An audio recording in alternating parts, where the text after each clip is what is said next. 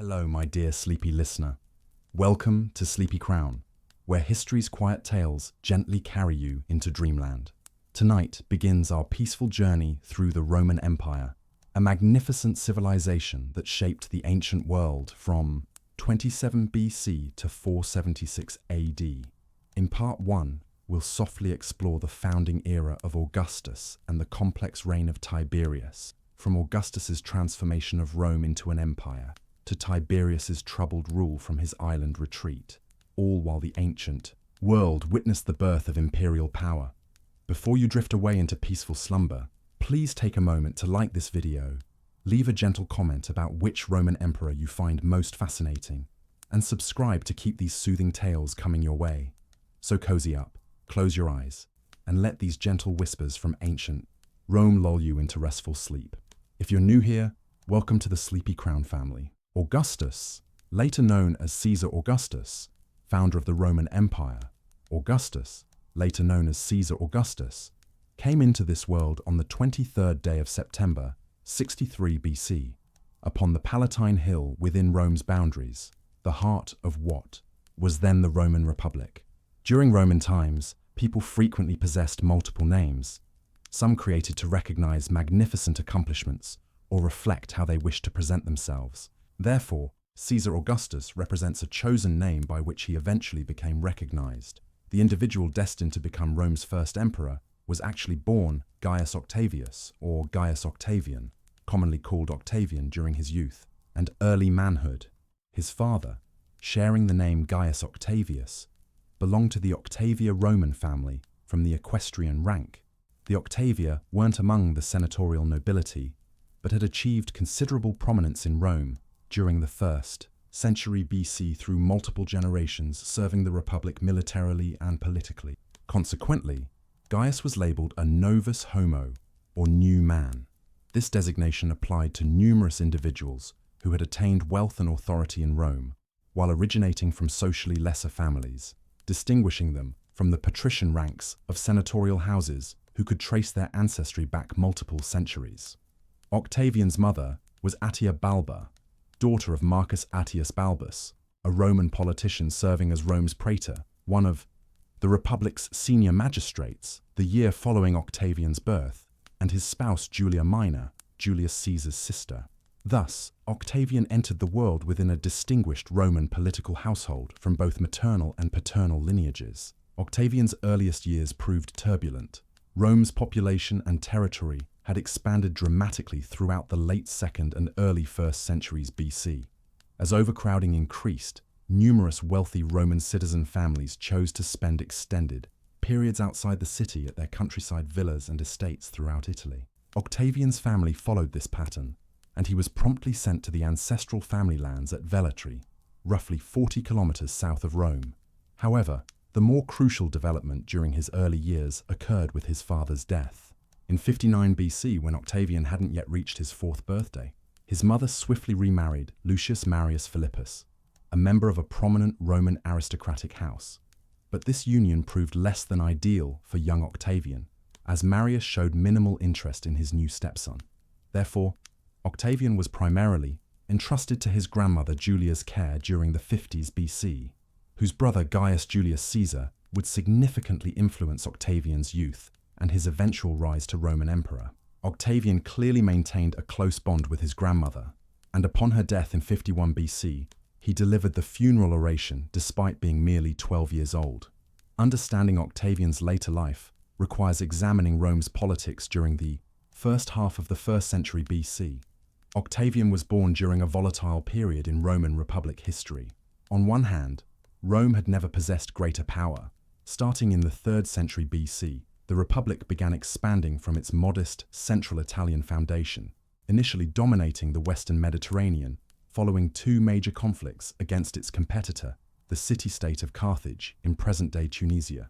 Rome emerged triumphant from the Punic Wars, and by the early 2nd century BC, controlled all Italy and substantial portions of Spain. Additional rapid conquests followed in the subsequent century, effectively placing southern Gaul, Carthage itself, and Greece under Roman authority. These conquests continued steadily in the decades preceding Octavian's birth, Yet a contradiction existed at Rome's expansion's core. While military strength increased, the Republic itself faced mortal peril, as Roman legion generals became increasingly powerful.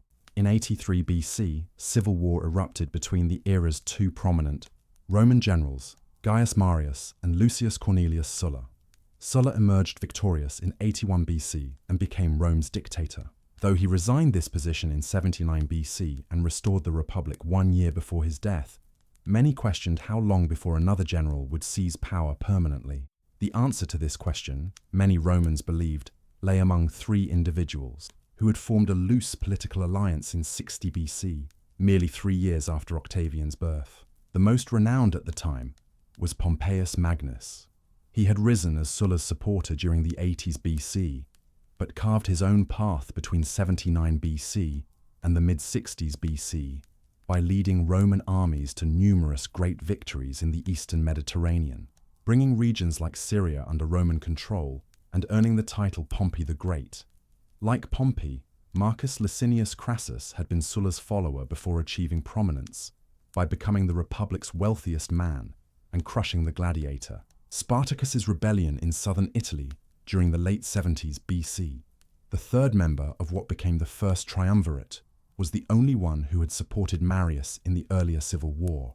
Despite this, Gaius Julius Caesar had managed to regain prominence in Rome during the 70s and 60s BC after obtaining several senior political offices and conquering parts of Hispania on the Iberian Peninsula during the late 60s BC. As mentioned, Caesar was Octavian's grandmother Julia's brother. During the 50s BC, as Octavian matured, these three men would compete to become the Roman Republic's dominant figure. As Octavian entered adolescence, the political situation underwent another major transformation. Throughout the 50s BC, the three triumvirs experienced varying fortunes. Crassus led an army against the Parthian Empire in present-day Iraq during the mid-50s BC, and in 53 BC, he perished at the Battle of Carrhae in one of the worst defeats Roman forces ever suffered. Conversely, Caesar had undertaken to conquer Gaul during the early 50s BC, the region approximating modern France, which was inhabited by numerous Celtic tribes. He achieved enormous success in this endeavor, effectively extending the Roman Republic's northern borders from the Alps to the English Channel and North Sea within a few years during the 50s BC. Meanwhile, as Caesar's reputation ascended in Gaul, Pompey struggled in Rome, unable to secure a military command that would restore his former status. However, he retained strong Senate support, which viewed Caesar and his growing power as a potential mortal threat to the Republic. Thus, a new civil war was developing between Caesar, supported by much of the Roman army, and Pompey, backed by the Senate. Octavian would soon grow closer to his great-uncle during the 40s BC, as Caesar emerged as the Sulla of his era. In 50 BC, relations between Pompey's faction in Rome and Caesar in Gaul reached a crisis point. Anxious to limit Caesar's power, the Roman Senate attempted to prevent him from seeking a new consul term, Rome's highest political office in the Republic, while also trying to strip his military command. Pressured by these efforts, Caesar brought his armies south from Gaul toward Italy, and on January 10th, 49th BC, crossed the Rubicon River in northeast Italy. This boundary prohibited any Roman general from bringing troops beyond it, and by crossing, Caesar effectively initiated civil war. In the following weeks, Pompey and his supporters evacuated Italy and departed for the eastern Mediterranean. Greece became the primary theatre of operations, where Caesar initially lost the Battle of Dyrrhachium in July 48 BC, but followed with a decisive victory over Pompey at the Battle of Pharsalus weeks later. Pompey subsequently fled to Egypt, where the Ptolemaic regime killed him. The civil war continued for 3 additional years in cleanup operations across North Africa and Spain, but the 48 BC events had effectively placed Caesar in command of the Roman Republic. A popular misconception suggests Julius Caesar became Rome's first emperor. This is incorrect. Caesar held the dictator title during the 40s BC. This shouldn't be confused with the modern dictator concept of someone holding absolute power while refusing to accept challenges. In Rome, Dictatorial powers were regularly granted by the Roman Senate to individuals for extensive authority in civil and military matters during crisis periods.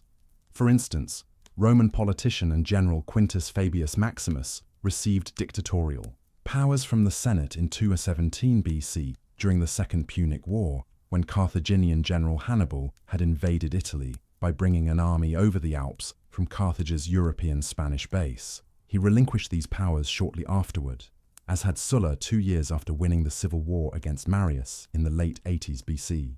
Therefore, Caesar operated within a relatively normal constitutional arrangement when serving as dictator during the 40s BC. But the issue was that, as years passed, it appeared he would never surrender his dictatorial powers.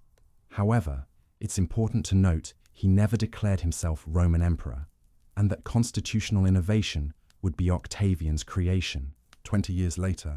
During this period of immense political change, young Octavian had been developing a closer relationship with his great-uncle, while also finding his place in Roman politics. Following his grandmother's death, he returned to live with his mother and stepfather. In 47 BC, at just 15, he was elected to the College of Pontiffs, a Roman priest caste, while in 46 BC, he played a significant role organizing the Olympic Games version held at this time. He was also eager to prove himself militarily and had petitioned his mother early in the Civil War for permission to join his great-uncle on campaigns.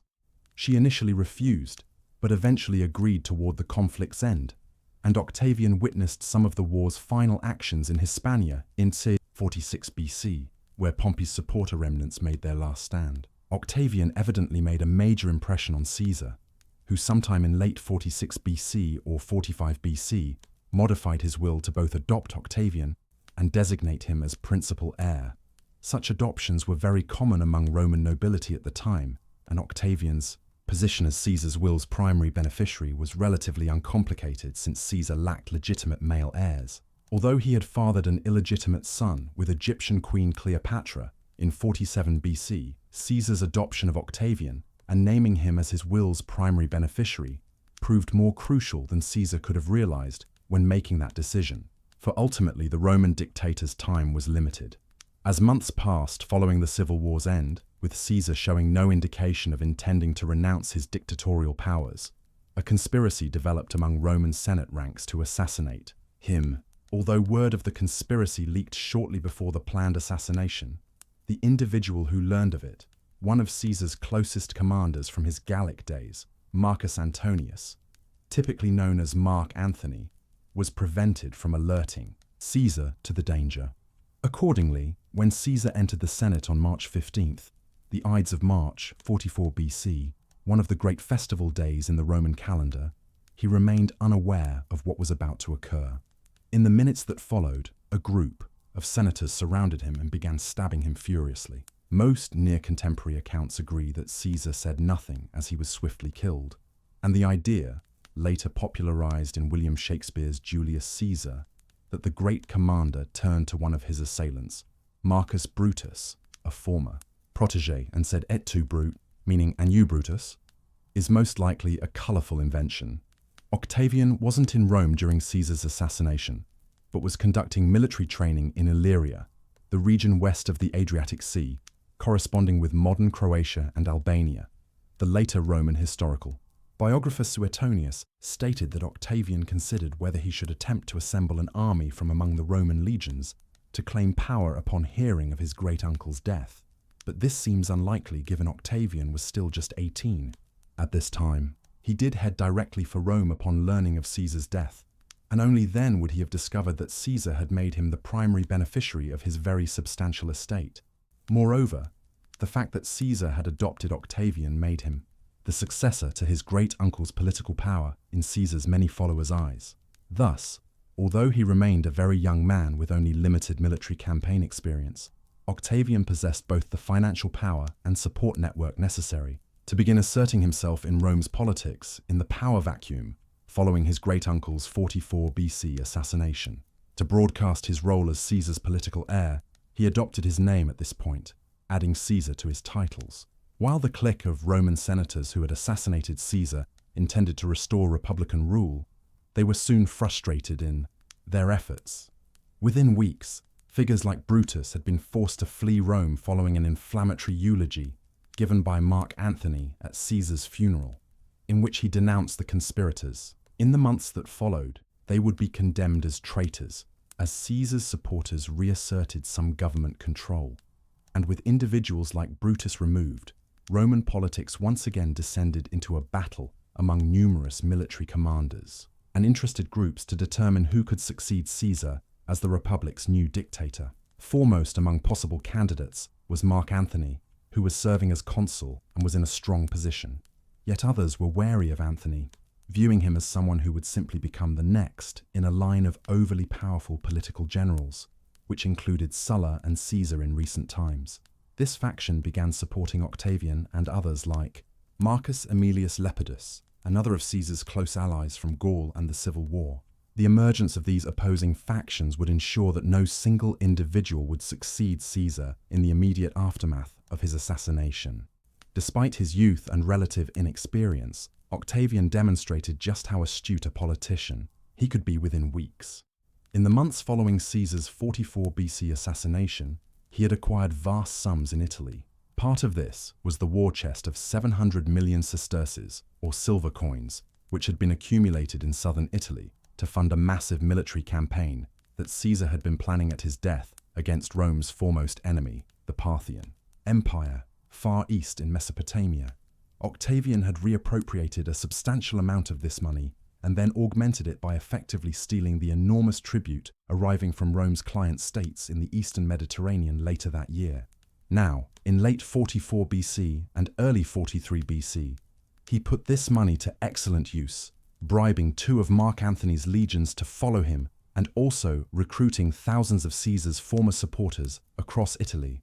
To strengthen his swift seizure of Italy, Octavian had himself made a senator and, in a highly unusual move, was quickly granted the right to vote on certain matters, usually reserved for senators who had previously served as consuls. Finally, in mid-43 BC, he marched on Rome with several legions and demanded to be made consul himself, as both consuls appointed for the year had died in military campaigns.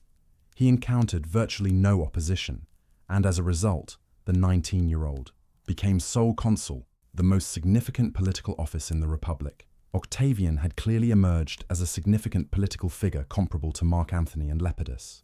The emergence of these power rivals soon led to a new political arrangement in Rome, mirroring that agreed to by Caesar, Crassus, and Pompey in 60 BC. On November 27, 43 BC, the Roman Senate passed the Lex Titia, a law formally dividing power within the Roman Republic among Octavian, Mark Antony, and Lepidus. This second triumvirate, as it became known, differed significantly from the earlier first triumvirate. The first had effectively been a private and informal agreement among Caesar, Crassus, and Pompey to cooperate, while the second triumvirate was a formal agreement with Senate backing that effectively divided the Republic into 3 influence spheres the 3 triumvirs would rule. Octavian received control over the region, corresponding to Tunisia and Libya in North Africa, plus Sardinia and Corsica. Hispania and southern Gaul were granted to Lepidus, while Mark Antony controlled the Alpine region and most of Gaul. The Senate would control Rome itself and Italy, while much of the Republic's eastern Mediterranean territories had fallen into others' hands like Brutus and Gaius Cassius Longinus, who had assassinated Caesar. As these eastern lands constituted the empire's richer parts, whichever triumvir could seize the region would be best positioned to emerge victorious among the triumvirs in the years ahead. The second triumvirate's first years saw Octavian, Mark, Antony, and Lepidus acting cordially and cooperatively. Firstly, they began strengthening their position by proscribing former Caesar opponents. Proscription was a process whereby Roman citizens were effectively outlawed by the Republic and had their estates confiscated. By proscribing hundreds of wealthy individuals, the 3 triumvirs gained possession of vast estates and wealth they used to reward followers and strengthen their own factions. Together, the 3 began crushing those who had assassinated Caesar and who had taken control of much of Rome's eastern Mediterranean territories. Octavian and Mark Antony led this effort, bringing 28 legions across the Adriatic Sea to Greece. From there, they marched north and met forces led by Brutus and Cassius near Philippi in Macedonia. The resulting battle involved upwards of 200,000 men. In the clash, casualties were actually relatively limited, and no side was the clear military victor. However, when Cassius received false information that Brutus's forces had been defeated, he committed suicide, and Brutus did the same upon learning of Cassius's actual fate. Thereafter, their forces surrendered. It was a bizarre conclusion to the wars following Caesar's assassination. The Second Triumvirate's power dynamics shifted considerably following the Philippi victory. Lepidus, who had always been the least powerful of the three triumvirs, was quickly marginalized based on a spurious lie invented by Octavian and Mark Antony that he had been secretly providing aid to Sextus Pompeius, a son of Pompey the Great, who had seized Sicily control following Caesar's assassination. With Lepidus removed this way, Octavian and Mark Antony agreed on a new power division whereby Octavian would effectively control the Western Republic parts, notably Italy, Gaul, Hispania, and the North African provinces, while Mark Antony would control the eastern provinces like Greece and Syria, plus exercising influence over the many client kingdoms in this region, such as Ptolemaic Egypt, which weren't formally part of the Roman Republic, but were effectively vassals paying tribute to Rome. Then, to cement the new arrangement, an agreement was reached whereby Antony married Octavian's sister, Octavia, in October 40th of BC. The alliance, uneasy as it was, would hold for nearly a decade. One of Octavian's most pressing problems, following the effective republic division between himself and Antony, was Sextus Pompeius's presence in Sicily. Pompeius had entrenched himself firmly on the island, which sat directly on the shipping routes between the western and eastern Mediterranean, and he had even managed to gain control of Sardinia and Corsica, having built up a formidable navy. By attacking and seizing shipping passing by the islands from the eastern Mediterranean to Rome, Pompeius could interfere with grain and other foodstuff supplies to Rome. The Eternal City relied heavily on such deliveries from Egypt and other countries to feed its swelling population and provide the famous bread dole to its citizens. Consequently, something needed to be done to remove Pompeius from Sicily. Initially, an agreement was brokered in 39 BC, the Pact of Misenum, whereby Sextus was acknowledged in his island possession if he would cease attacking Roman shipping. However, once his plundering recommenced after a few months, Octavian determined to act and sent his foremost commander, Marcus Agrippa, to crush Sextus, a feat he eventually accomplished in 36 BC. Pompeius fled east, where he was captured on the Greek island of Miletus and executed the following year. The Sicily War's conclusion against Pompeius also led to further Second Triumvirate disintegration. Lepidus had been sidelined years earlier, but Sextus's removal from the Italian islands in 36 BC now saw him try to re-establish himself by seizing Sicily. Octavian made clear his western Mediterranean dominance in the months that followed by sending his armies south, upon which Lepidus's own legions defected to Caesar's adopted heir. Octavian had once again shown his belief that gold was the key to loyalty, and had made it known to Lepidus's legionnaires that they would receive generous payments if they relinquished their allegiance to their commander. As a result of their defection, the Third Triumvir was stripped of all political offices by Octavian, except the largely ceremonial position of Pontifex Maximus, or chief priest of Rome. Yet, Lepidus was allowed to retire peacefully to Cape Circe, not far from Rome, and he would live for nearly another quarter century once he agreed to largely stay out of Roman politics. But the immediate consequence of his fall in the mid-30s BC was that there were now definitively only two triumvirs left, and the showdown between Octavian and Mark Antony loomed ever nearer. While Octavian was enjoying these successes in the west, Antony was experiencing some difficulties in the east. In the late 40s BC, Antony had struck up a relationship with Cleopatra, the queen of Ptolemaic Egypt, who had previously been Julius Caesar's lover and had even borne him a son named Caesarion. Making his base in Egypt in the early 30s BC, Antony had determined to strengthen his position relative to Octavian by undertaking further conquests on the Republic's eastern borders. In particular, he was anxious to rejuvenate Caesar's earlier plans to make war on the Parthian Empire in Mesopotamia. Thus, in 36 BC, he invaded Parthia with a massive force. However, the invasion soon turned to disaster as Antony's main force was separated from the baggage trains carrying supplies and siege equipment. When a mobile force of Parthian cavalry intercepted and destroyed much of the latter, the Roman general was forced to retreat back toward Roman territory in Syria, losing additional men along the way as his forces were harried by the Parthians. The campaign had turned into a disaster, the embarrassment of which was only partially remedied by his conquest of the Kingdom of Armenia in 34 BC and installation of his son, Alexander Helios, as its king. This was the context in which Octavian made his major grab for total republic power. Antony's absence from the Eternal City, his relationship with Cleopatra, and seeming preference for the Egyptian capital of Alexandria over Rome, along with the nepotism he showed toward his followers in the East, all provided ammunition for Octavian and his faction to begin claiming that Antony wished to seize republic power and begin building a new realm of which Egypt and the city of Alexandria would be the heartland. Octavian was particularly assertive in claiming this as he was angered by Antony's embarrassing his sister, Octavia, to whom Antony was still married, through his very public relationship with Cleopatra. Moreover, Octavian was actually able to substantiate his claims that Antony was Orientalizing. In 32 BC, he entered the Temple of the Vestal Virgins in Rome and removed Antony's will which was housed there. With this, he was able to demonstrate that Antony had plans to divide up the Republic's eastern territories among his family and supporters, and that he wished to be entombed at Alexandria following his death. This, combined with Antony's celebration of his Armenian conquest by holding a triumph in Alexandria rather than at Rome, seemed to confirm Octavian's argument that Antony was effectively turning into an eastern despot who would expel Rome from its eastern territories if left unchecked. In late 32 BC, following this campaign to undermine Antony, the Senate in Rome finally agreed to revoke Antony's powers and declared war on Ptolemaic Egypt. A new civil war had begun, yet Octavian did not have unequivocal Western support. As much as 40% of the Roman Senate had voted against the war, and a large majority of these now left the capital and headed east with their supporters to join Antony's cause in Egypt.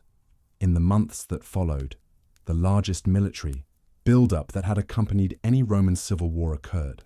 By summer 31 BC, Octavian had assembled forces numbering approximately 200,000 men. To put this in perspective, Caesar had only commanded roughly 25,000 men at the Battle of Pharsalus, the decisive engagement in his civil war against Pompey in early autumn 48 BC. And Octavian's massive military build-up was matched by Antony, who was also able to field about 200,000 men. Just as significantly, both quickly assembled large fleets of hundreds of galleys, as this was a war that would play out as much in the Mediterranean as on land.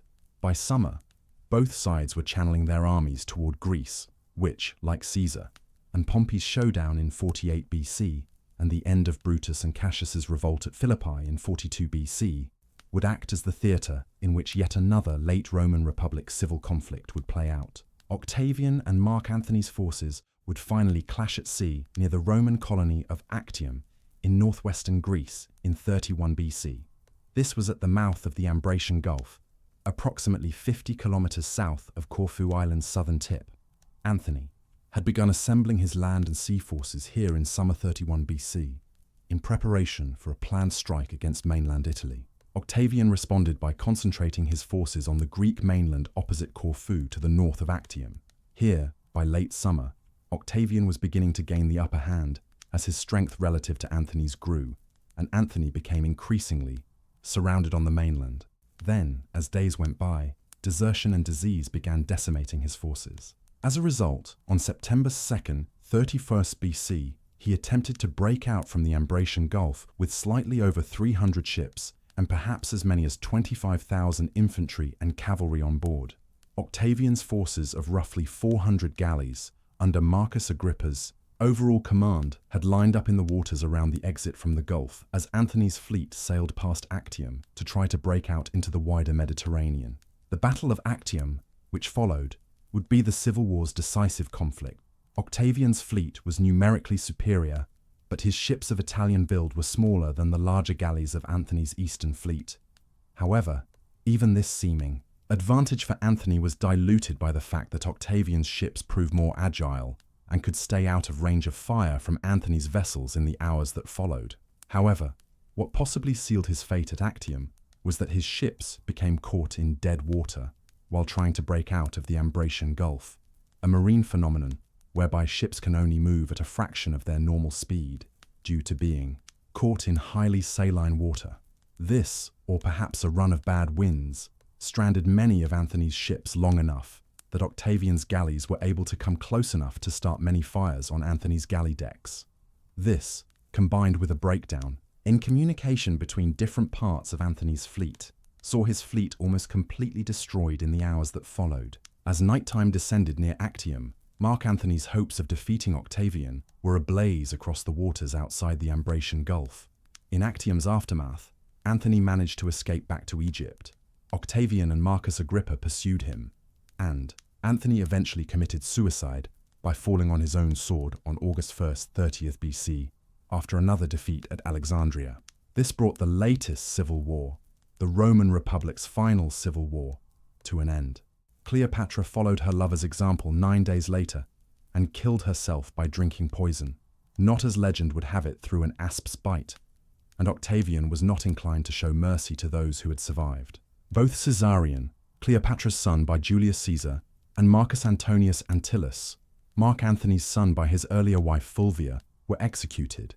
The two had been born within weeks of each other in 47 BC and were consequently in their late teens, in 30 BC.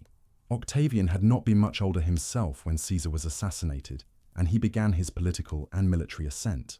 Unwilling to take any risks that the pair would one day pose a threat to him, he had them killed. Egypt, which had been a Rome client state up until 30 BC, was formally annexed to become the Roman Republic's latest province.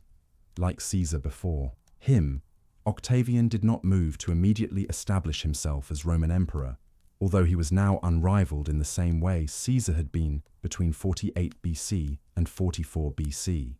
Unwilling to make the mistake his great-uncle had made of claiming dictatorial powers and never relinquishing them or asking the Senate's consent, he instead began slowly changing his own constitutional position in the months and years following the civil war's end in 30 BC.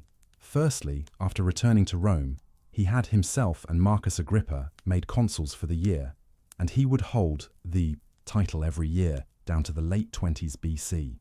In tandem, Octavian tightened his grip on the military and also began diverting the Republic's wealth into his own coffers in ways that allowed him to bestow enormous amounts of financial patronage. Then he reached an agreement with the Senate that he would divide control over the Republic's provinces between them, whereby Octavian and his magistrates administered some and the Senate others. By this means, he created the idea that he was ruling with Senate consent and the old aristocracy, instead of bludgeoning it into obedience as Caesar had attempted.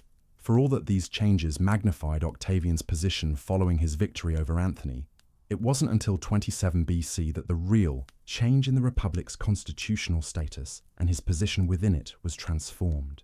In January of that year, the Senate granted Octavian 2 new titles. The first of these was princeps, meaning first or the foremost within a group.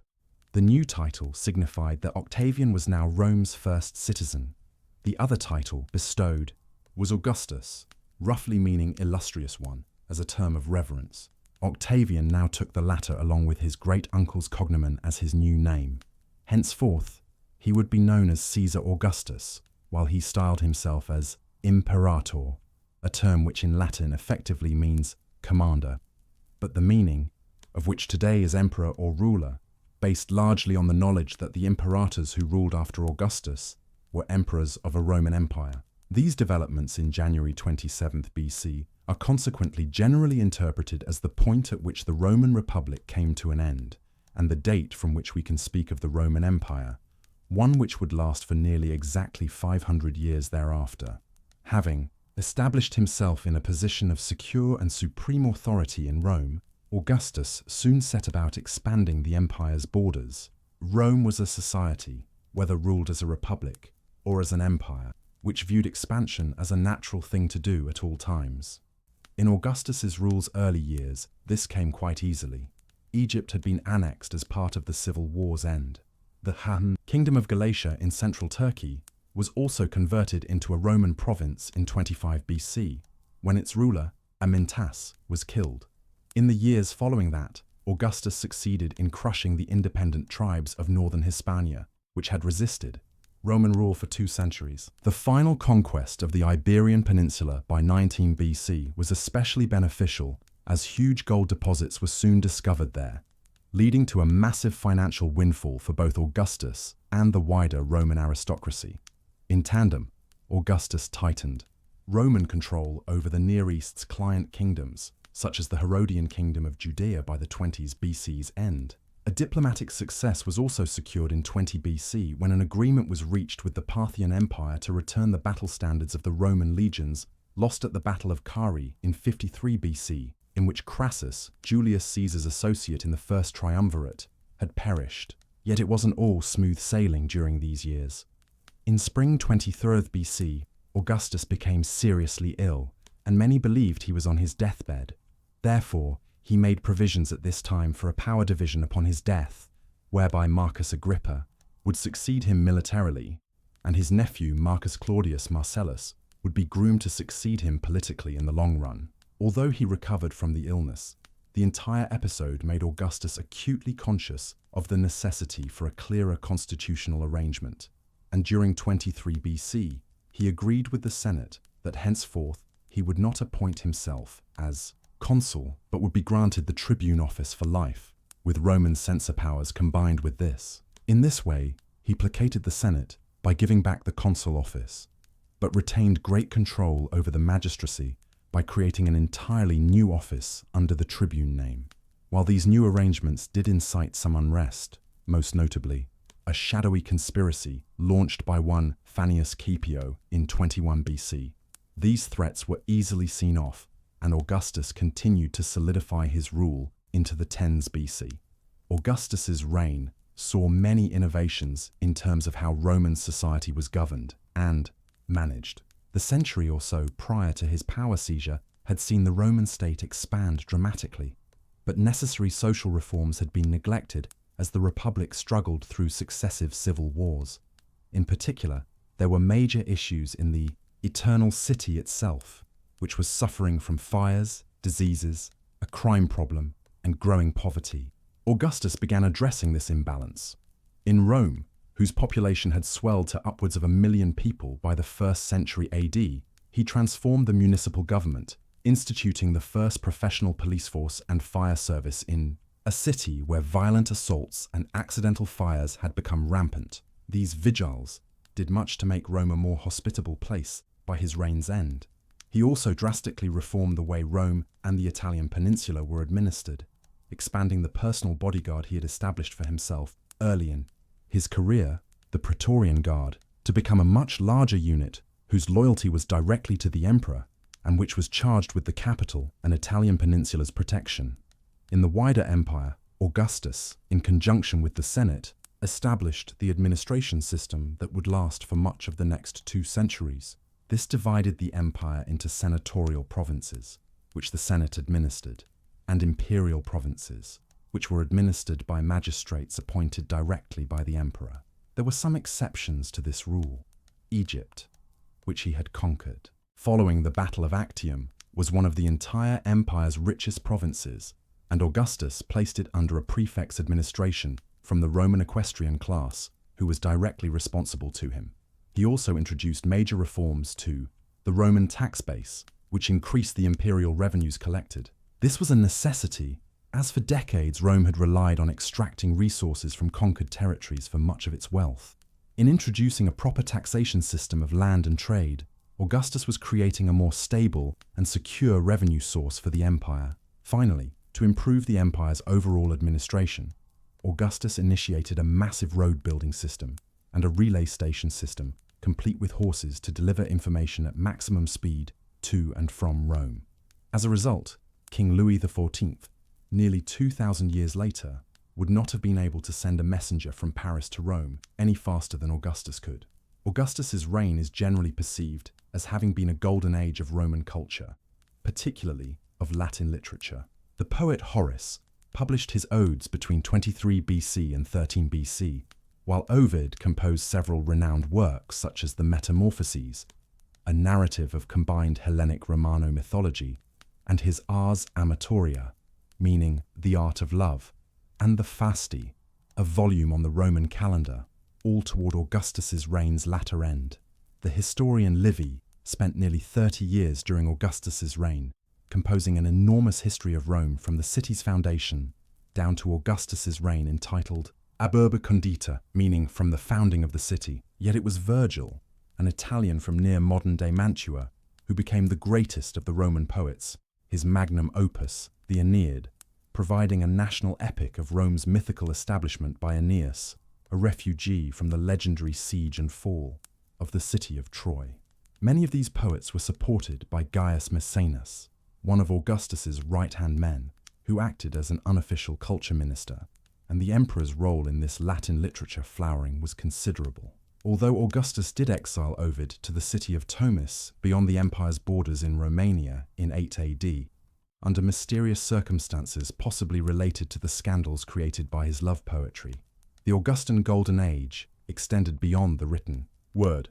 Rome's first emperor left an indelible mark on the city's built environment. He was responsible for constructing numerous major monumental buildings in the city centre, notably the Forum of Augustus, complete with a temple to Mars Ultor, and the Triumphal Arch of Augustus, while the Mausoleum of Augustus, which he built shortly after the Civil War's end, covered an area the size of several city streets along the river Tiber banks, and became the resting place of the remains of all the Julio-Claudian emperors and many members of Augustus's extended family. Other buildings, such as the Portico of Octavia, which was built in honor of the emperor's sister, and the Baths of Agrippa, the city's first public baths, constructed by Augustus's most trusted ally, Marcus Agrippa, were built either by or on behalf of the emperor's family and friends. Perhaps unsurprisingly, given all this building work, the foremost work on Roman architecture, De Architectura, was written by the engineer and architect Vitruvius during Augustus's reign's first decade. It was still being used as a major work in the field as late as the 18th century, and Vitruvius's writings were used in such famous buildings as the Dome, which Filippo Brunelleschi built on top of the Cathedral of Santa Maria del Fiore in Florence in the 15th century. This Augustan golden age of culture, of course, often had a political edge to it. When figures like Maecenas patronized poets like Virgil to write about Rome's greatness, and Augustus patronized the building of grand monuments throughout the eternal city, they were also creating propaganda for the imperial regime. Coins and other mediums to disseminate Augustus's image throughout the Roman Empire were used to the same end, often advertising to Rome's subjects in the most faraway empire regions exactly who their new ruler was. In addition, Augustus continued to add further elements to his powers. Although he had ceased to hold the consul office on an annual basis, in 19 BC the Senate granted him the right to wear a consul's insignia in public, while in the Senate itself he sat in a symbolic position henceforth between the two consuls. For that year, then in 12 BC, when the former triumvir Lepidus finally died, he acquired his title of Pontifex Maximus, making Augustus Rome's senior religious officer. Finally, in February 2nd BC, the Senate granted Augustus the title of Pater, Patriae, meaning the father of the country. It was the culmination of 3 decades of concentrating power in his hands. Throughout his reign, there continued to be widespread speculation as to who, if anyone, would succeed Augustus in the unique position he had carved out for himself within the Roman state. Augustus had married 3 times. His first 2 marriages were brief affairs. The first to Claudia, between 42 BC and 40 BC, was a political marriage designed to shore up alliances during the politically turbulent years following Caesar's assassination. The second to Scribonia followed immediately after his divorce from Claudia, but similarly, it only lasted 2 years down to 38 BC. However, this particular union did result in Augustus's only biological child, a daughter named Julia. Augustus, who was still Octavian at that time, divorced Scribonia the very day that she gave birth to Julia. The grounds were that she had committed adultery, but this may have simply been a convenient excuse, as Octavian had met and fallen for Livia Drusilla.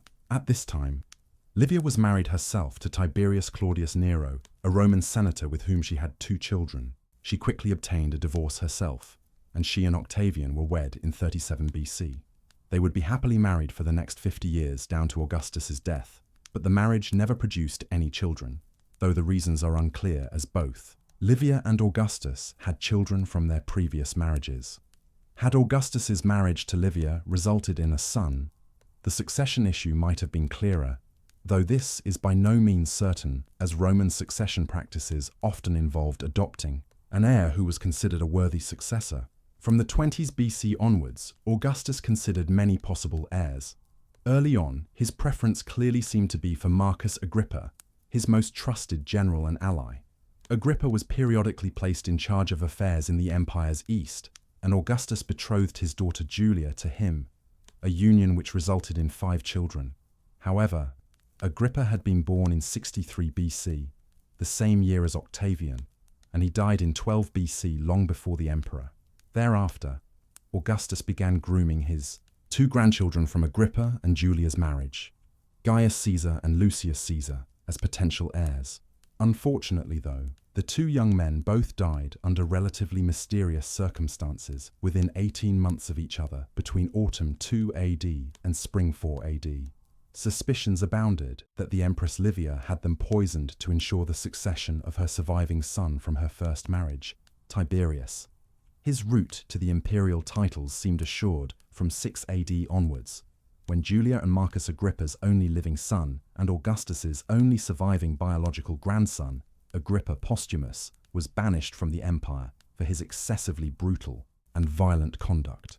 In addition to concerns about the succession, Augustus's reign's final years saw a shifting situation regarding the empire's borders, or what we might call its foreign policy. As we have seen, Augustus's reign's earlier years saw the consolidation of the empire's borders in regions like the Iberian Peninsula, the full conquest of which was finally completed in the early 10s BC. His reign's second half saw an effort to consolidate the land corridor between the empire's western and eastern parts in Europe by conquering the regions then known as Pannonia, Illyria, and Moesia, approximating with Croatia, Bosnia and Herzegovina, Albania, Kosovo, and parts of Serbia today. In doing so, the empire's territories were extended into an unbroken chain from the Atlantic coast of Iberia all the way eastwards to Thrace in modern-day Turkey. A final revolt, known as the Great Illyrian Revolt, began here in 6 AD amongst the native tribes, but once this was crushed in 9 AD, all of the Western Balkans was brought firmly under Roman rule. Other consolidations involved acquiring greater control over Armenia in the east to shore up the eastern border, while the Herodian Kingdom of Judea, which had been a client state for decades, was formally annexed and made into the province of Judea in 6 AD. Thereafter, Augustus began a process of downscaling the empire's military preparedness and limiting the amount of future conquests that would be undertaken. To that end, the number of legions, which had risen to over 50 as a result of the civil wars, was reduced to a standing amount of 28. The one region where Augustus continued to adopt an aggressive foreign policy stance was in Germania. His great-uncle had conquered the vast expanse of Gaul in less than 10 years in the 50s BC, and Augustus was determined to emulate him by extending Roman control eastward over the Germanic tribes. Operating out of a major settlement being established at Colonia, the Roman town which would eventually grow into the modern city of Cologne, the Roman legions, led by Augustus's great-nephew, Germanicus Julius Caesar, began foraying beyond the River Rhine into central and eastern Germany in the late 1st century BC. The advance was so swift at this time that by 7 BC, Roman arms had extended as far as the River Elbe in the region's east, and a new province called Germania Antiqua was established out of these lands. However, this seemingly comfortable conquest of such a broad expanse of land was too good to be true. In secret, the region's Germanic tribes were plotting to expel the Romans from their lands. And in 9 AD, when the Roman general Publius Quinctilius Varus led 3 legions into the region around Saxony, they were betrayed by a Germanic ally, Arminius, and ambushed. Virtually, the entire 3 legions, some 15,000 men, were killed at what has become known as the Battle of the Teutoburg Forest. Henceforth, plans to conquer Germania were abandoned, and the River Rhine was established as the empire's northern boundary. Caesar Augustus died in the year 14 AD, on August 19th, a month which was named after him, after July had been named after his great-uncle, Julius Caesar. He was nearing his 80th year and was in poor health, and we can probably discount as spurious rumors that Livia poisoned him to speed up the succession of her son Tiberius. It was this stepson of the emperor who would succeed him, not because he had shown himself to be a particularly worthy or accomplished individual, but because he had simply outlasted all of his rivals for the position. Augustus's advice to him prior to his death had been to not expand the empire any further, but instead to secure its existing borders as these made geographic sense, being bounded on the south by the Sahara Desert, on the west and north by the Atlantic Ocean and North Sea, and on the east by the River Rhine and River Danube in Europe.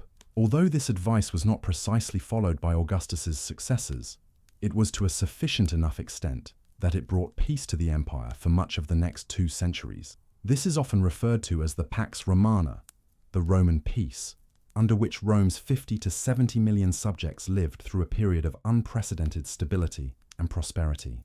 It was a far cry from the chaos which characterized the Roman Republic when Octavian was born into it. In the decades which followed, it became clear how difficult Augustus's job as Rome's first emperor had been. His reign was followed by several much poorer ones. His direct successor, Tiberius, is generally understood to have been an aloof, poor ruler who spent years absent from Rome and who relied on unscrupulous middlemen such as the soldier Sejanus to rule on his behalf. He was succeeded by Caligula in 37 AD, a great-grandson of Augustus, who is generally deemed to have been a mad tyrant and a sexual deviant. When his short reign ended in 41 AD, another member of the Julio-Claudian dynasty, Tiberius Claudius Caesar, became Emperor Claudius. Although he was generally depicted as a weak ruler by Roman historians, Claudius was actually the most successful of Augustus's near successors, taking an interest in reforming the legal system and initiating a major building program throughout the empire, and the negative depiction of him was most likely on account of his being slightly disabled and having a limp, and thus not being seen as a martial figure who could wage war in the Roman tradition. The last Julio-Claudian emperor, Nero, is typically understood to have been a borderline lunatic who burned down Rome and whose reign eventually ended in civil war and the end of the Julio-Claudian dynasty in 68 AD. Thus, Tiberius, Caligula, and Nero, through their failings, did much to highlight exactly how great Augustus's accomplishment had been in bringing stability to the Roman state. Caesar Augustus, the man who became Rome's first citizen, but who began his political ascent as Octavian when he was little more than a boy, is a character who has widely divided opinions in the 2,000 years since he ruled as Rome's first emperor. It could be argued, and has been argued, that he brought the Roman Republic to an end and established a system which destroyed the empire's more democratic institutions. Such a view was articulated by subsequent generations of Roman historians, such as the late 1st century AD senator and writer Tacitus, who claimed that Augustus had subverted the people's will and made them slaves. In this interpretation, the man who was granted the title of the Illustrious One by the Roman Senate was nothing more than a power-hungry tyrant, the last man left standing after decades of civil war which tore the Republic apart. Moreover, his reign was dominated by warfare, from the near-constant turmoil of the Second Triumvirate to the civil war with Mark Antony, through successive wars in the Middle East and then in Germania. Tens of thousands, and quite possibly hundreds of thousands, of people died as a result of the conflicts he engaged in or directly initiated. Yet, there is another completely opposite way of interpreting Augustus. After several decades of internal strife within the Roman Republic, he finally brought the constant civil wars between opposing generals to an end and inaugurated a period of renewed stability. This allowed for the initiation of wide-ranging social reforms and the reorganization of the empire, while the more settled environment in Rome led to the flowering of arguably the greatest period of Roman culture that was seen in its 1,000-year history. Moreover, his foreign policy was practical insofar as he tried to consolidate Rome's control over the regions. It was a major player in already, and then created new borders along easily defensible geographic areas such as the River Rhine in Germania. In doing so, he effectively consolidated the empire after a century and a half of somewhat chaotic expansion since the middle of the 2nd century BC. In doing all of this, he bequeathed to his successors a much more stable situation than Rome faced in the days of Julius Caesar, and when a line of generally competent emperors arrived in the 2nd century AD, the Roman Empire enjoyed a period of unprecedented peace, stability, and prosperity. But perhaps ultimately he was both of these things simultaneously, both the ruthless and power-hungry man who ended the Roman Republic and made himself ruler of an empire, and the individual who brought stability to a withered republic, which was dying long before he consigned it to history.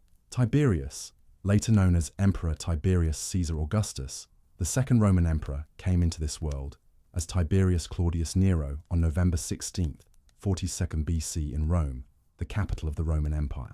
Tiberius is the shortened form of his name, which he would be recognized by throughout his existence. His father was also named Tiberius Claudius Nero, a member of the patrician Roman upper class who originated from a branch of the Claudian clan. He served as quaestor of Rome in 48 BC, a senior magistracy in which officials managed the Roman treasury. It indicates the family's political significance that he attained this office. His mother was Livia Drusilla, who came from a separate, more prominent branch of the Claudian clan than her husband. These Roman clans weren't close-knit families, but were more like wider familial networks of cousins. It wasn't uncommon for intermarriage to occur within them. Livia was born on January 30th of either 59 BC or 58 BC, and was still a teenager by modern standards when she married Tiberius Claudius Nero around 43 BC. This marriage produced 2 children, Tiberius, who was named after his father, and Drusus. Claudius Nero, known as Nero Drusus, who was born on January 14th, 38 BC. Tiberius's parents divorced late in 39 BC when his mother was already pregnant with his brother. Divorce was very common in Roman society, as was remarriage, and it's unsurprising to find that Livia was quickly betrothed to Octavian, a member of the Julian clan. Livia married him just a few days following Drusus's birth on January 17th, 38 BC. Livia's new marriage brought her into the heart of Roman power politics in the second half of the 1st century BC. Over the previous century, the Roman Republic had experienced a very paradoxical set of events. On the one hand, the Republic had expanded at breathtaking speed, conquering huge swathes of territory across the eastern Mediterranean and north into Gaul, while also solidifying its control over regions such as the Iberian Peninsula and North Africa. But this rampant growth was matched by a speedy breakdown of the Republic's politics as numerous Roman generals effectively became too powerful for the Republic's institutions to control. Several civil wars had occurred as rival generals, and politicians sought preeminence at Rome. The most recent of these had occurred between Pompeius Magnus and Julius Caesar. Caesar had emerged victorious in the first years before Tiberius's birth, but he was then assassinated by a cohort of Roman senators in 44 BC. Octavian, whom Livia married in 38 BC and who became Tiberius's stepfather, was Caesar's great-nephew and his adoptive heir. In the immediate aftermath of Caesar's assassination, Octavian, along with one of Caesar's leading allies, Mark Antony, had effectively divided up control of the Republic between them, with Octavian dominant in the west and Antony in the east. Thus, though he cannot have been aware of it at the time, Tiberius had entered into one of the most powerful political families in the dying Roman Republic, following his mother's second marriage. Like many others, Livia's husband Tiberius Claudius Nero was caught up in the civil war and initially sided with Caesar, but he later turned on Caesar just before his assassination. Following Caesar's death, he gave his support to Mark Antony and was rewarded by being appointed as praetor, another senior Roman public office, in 42 BC.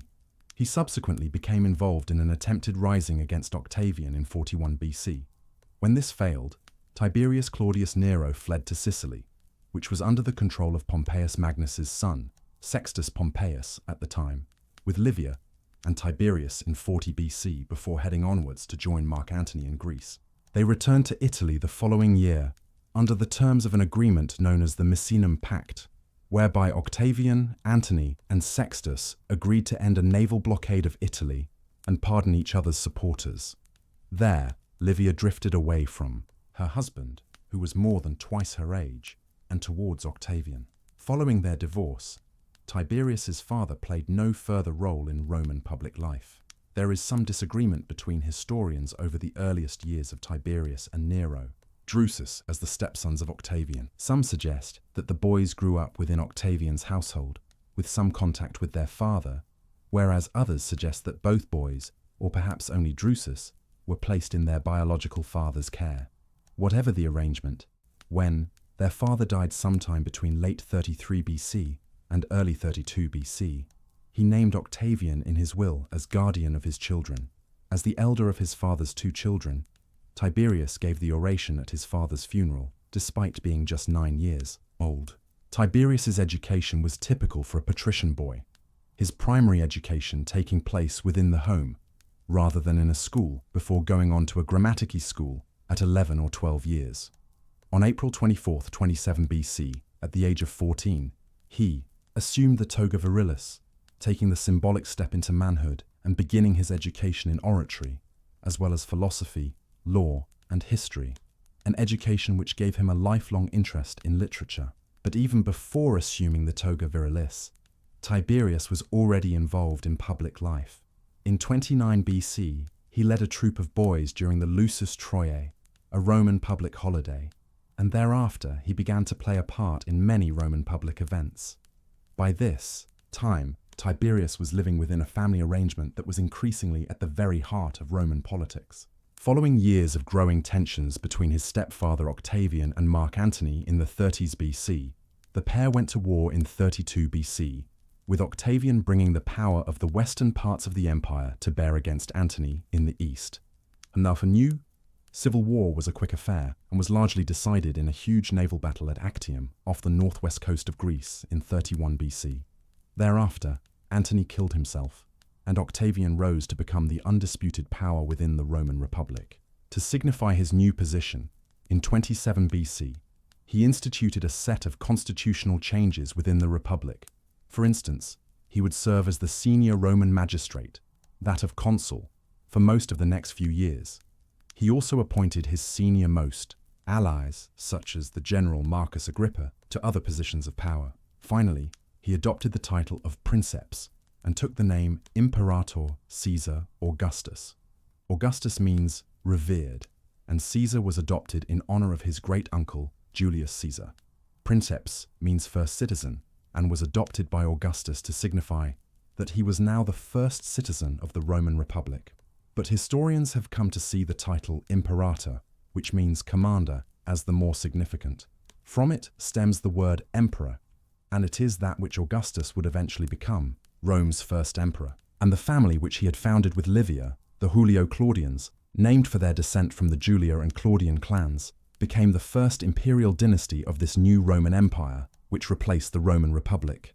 In 26 BC, Tiberius joined his stepfather, Caesar Augustus, in a military campaign in Spain. Rome had controlled large parts of the peninsula since the 2nd century BC, but the northwestern region had stubbornly held out. One of the first acts of Augustus's reign was to pacify the last pockets of resistance in a conflict which became known as the Cantabrian Wars. In these, Tiberius held the rank of military tribune despite his young age, and in 25 BC, he collaborated with Octavian's nephew, Marcellus, to organize games for the soldiers in the camps. Tiberius and Marcellus returned to Rome shortly after this, at which point Marcellus married Augustus's daughter Julia, who was from an earlier marriage. Julia was the emperor's only biological child, and Marcellus's marriage to her seemed to indicate that he was now Augustus's designated successor, should the emperor die prematurely. Indeed, shortly after Augustus's return to Rome himself in 24 BC, Marcellus was granted the office of aedile. However, Tiberius was made a quaestor in a sign of his own significance within the imperial family as he entered his adult years. Nevertheless, it is clear that Augustus favored Marcellus as his heir at this time. In 23 BC, Augustus fell ill, and for a time it was thought he wouldn't recover. It was expected that Martellus would be named as his successor, but at that time, no one was officially designated. Augustus received treatment and recovered, but later the same year, Marcellus himself died, despite receiving treatment from the same physician. This death left Augustus's biological daughter Julia a widow, and Augustus's bloodline vulnerable to those with ambition. To this end, Marcus Agrippa, Augustus's famed general and close friend, was chosen as Julia's next husband. This had the double effect of counteracting any possible ambitions Agrippa might have to place his own children in the line of succession. Agrippa divorced Augustus's niece, Marcella, and married Julia in 21 BC. Their first two sons were born. Soon after, Gaius Caesar in 20 BC and Lucius Caesar in 17 BC. Thus, the marriage of Agrippa and Julia formed a union between Augustus's only biological child and his closest ally. It now seemed that the succession would fall to one of their two eldest sons, Gaius and Lucius, in years to come. To that end, Augustus adopted the two boys, a formalistic act which declared to Roman society their position within the line of succession. With this done, it seemed that the possibility of Tiberius succeeding his stepfather one day diminished considerably. As well as holding several offices throughout the 20s BC, Tiberius involved himself in matters of law, mostly in the private sphere in cases dealing directly with Augustus. But in 22 BC, he was also involved in the successful prosecution of Fannius, Scipio, a man accused of conspiring against the life of Augustus. The BC saw Tiberius lead a force to Armenia Major with the intention of installing Tigranes, son of King Artavasdes II, on the throne of this client kingdom of Rome in the Caucasus, in place of his brother Artaxerxes, who favored the Parthian Empire, Rome's perennial eastern enemy based out of Iran and Iraq. Tigranes had been a hostage in Rome for 10 years, and at the behest of Armenian representatives, Augustus sanctioned the mission. Armenia had been lost to the Romans in the previous decade through Mark Antony's dealings, and Augustus now had his chance to reclaim it. Artaxerxes was murdered before Tiberius's arrival, and so he won a bloodless victory and installed Tigranes on the throne, once again securing it as a client kingdom. The neighboring Parthian kingdom under Phraates IV gave no opposition, and even returned the standards or banners of several Roman legions which the Parthians had defeated at the Battle of Carrhae 30 years earlier, something which Augustus had been pursuing through diplomatic means for a number of years. On his return to Rome, Tiberius was celebrated for these achievements, and shortly afterwards he married Vipsania Agrippina, Marcus Agrippa's daughter. In 16 BC, Tiberius took office as praetor of Rome, but much of his work as part of the wider imperial family over the next years would occur far away from the Eternal City itself, to the north in Germania. For much of its history, the Roman Republic had been exclusively a Mediterranean power, with little control over land any further north than Tuscany and Liguria in Italy. The general Marius had gradually begun extending Roman power northwards to the Alps in the late 2nd century BC, and Julius Caesar had overseen a series of formidable conquests in Gaul, the region approximating to modern-day France, in the 50s BC. Now Augustus was determined not only to consolidate Caesar's earlier conquests by bringing wayward Celtic tribes in the greater Gaul region under Rome's control, but also by pushing the borders of the empire north and east to defensive lines along the River Rhine and River Danube. In the north, this would involve conquering much of Germania, while in the south it would require control over regions which the Romans knew as Pannonia, Noricum, and Illyricum, which approximate with the countries of Austria, Hungary, Croatia, and Bosnia and Herzegovina. When Augustus began this process in the mid-10s BC, he took Tiberius and his younger brother, Drusus, with him. It was an enterprise which Tiberius would engage with in one way or another for several decades. Much of the first year he spent dealing militarily with the incursions of the Germanic tribesmen across the Rhine, as well as engaging in diplomacy to quell the quarrels of the Gallic tribes. Following on from this, in 15 and 14 BC, Tiberius and Nero Drusus led forces within the Alpine regions of Raetia and Vindelicia, conquering the tribes and securing the region as part of Augustus's greater plan to extend the frontier to the Danube. It was while on campaign that Drusus's first son, whom he named Germanicus, was born. Back in Rome, sometime later, Tiberius took office as consul on January 1st, 13th BC. Around this time, his first child by Vipsania, Nero Claudius Drusus, known as Drusus the Younger to avoid confusing him with his uncle, was born. Tiberius seems to have been genuinely happy in his marriage to Vipsania, but things were soon to change when her father, Marcus Agrippa, died early in 12 BC.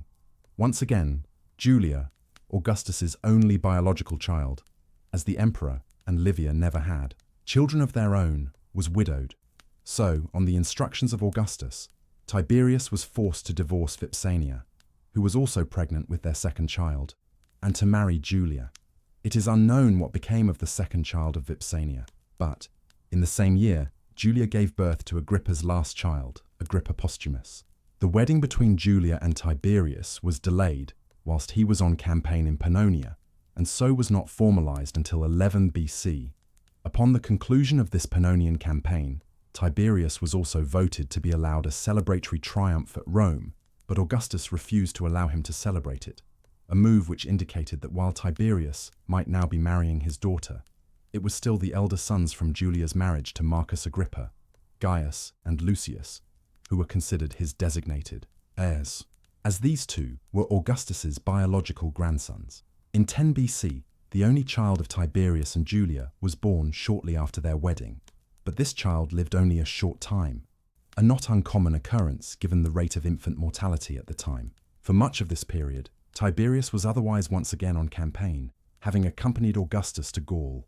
He was subsequently sent on to Pannonia to repel an invasion there by the Dacians, a people from the eastern Balkans, and put down another uprising of Dalmatians along the coast of the western Balkans. It was in the late summer that Drusus the Elder's second son, a boy who was named Claudius, was born in Lugdunum, the Roman name for the city of Lyon in Gaul. This Claudius would one day, many decades later, become emperor of Rome, despite suffering from a limp and partial deafness, disabilities which typically rendered an individual unfit to hold office in the eyes of the Romans. He would never know his father, as Tiberius's brother, Drusus the Elder, died after falling from his horse while campaigning in Germania the following year. He lingered for a time, which enabled Tiberius to quickly make the journey to Germania, and he was at his brother's side when he passed. Tiberius's display of mourning was moderate, as was in keeping with Roman traditions, but he did accompany his brother's body back to Rome on foot and gave a eulogy at the Roman Forum. Augustus gave a second eulogy in the Circus Flaminius to mark the death of his stepson.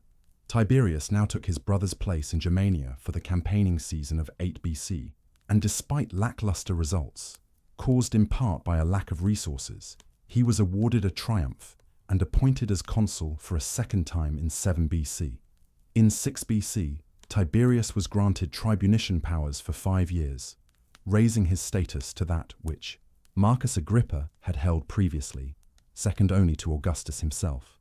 At the same time, though, Gaius, Julia's eldest son by Marcus Agrippa, was elected as consul, despite only being 14 years of age, in a move which clearly indicated that Augustus still considered the boy his most obvious successor, as he was his eldest biological grandson.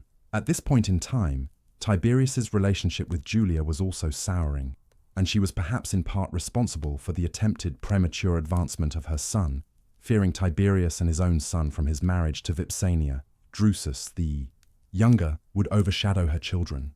The rupturing of relations led to Tiberius absenting himself from Rome for some time. He was supposed to return to Armenia to quell tensions in the wake of the death of King Tigranes II there, but he refused, instead asking to retire to the island of Rhodes off the coast of southern Turkey.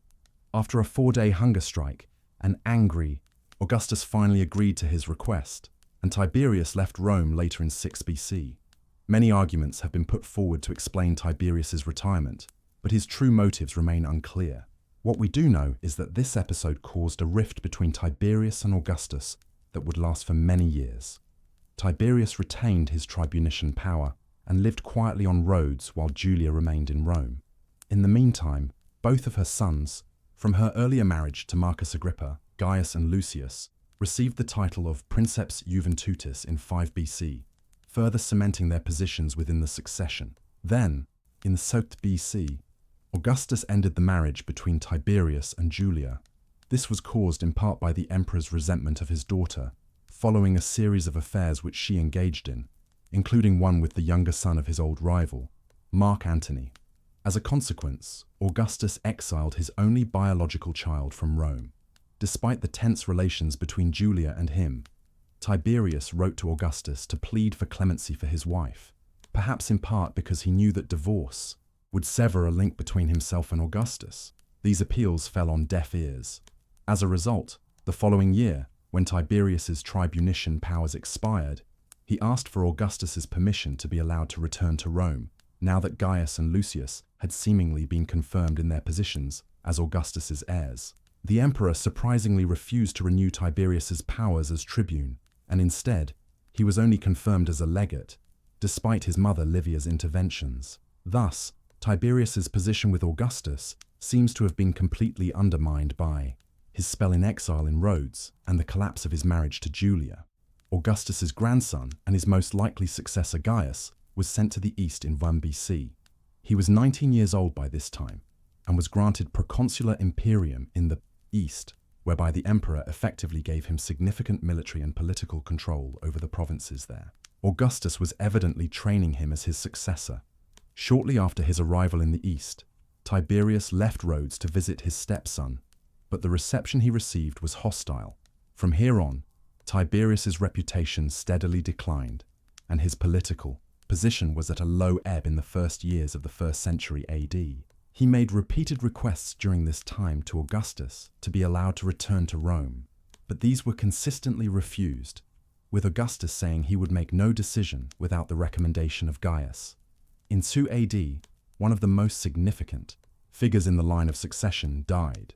This was Lucius, the second son of Julia and Marcus Agrippa. That year, Lucius had been appointed by Augustus to undertake a military command suppressing a local revolt in Hispania. On his way to Iberia, he took ill in southern Gaul and died within days. He was just 18 years of age. This interruption to the succession was compounded 2 years later. Lucius's older brother, the heir to the empire to all intents and purposes, Gaius, had met with initial success in his mission to the east, campaigning against the Parthians, who abandoned their claims to Armenia. But Armenia itself was engaged in a civil war following the Roman appointment of their new king. It was during a siege of an Armenian town on September 9th, 3rd AD, that Gaius was badly injured. The injury caused him to fall into despondency, and he requested retirement from public life.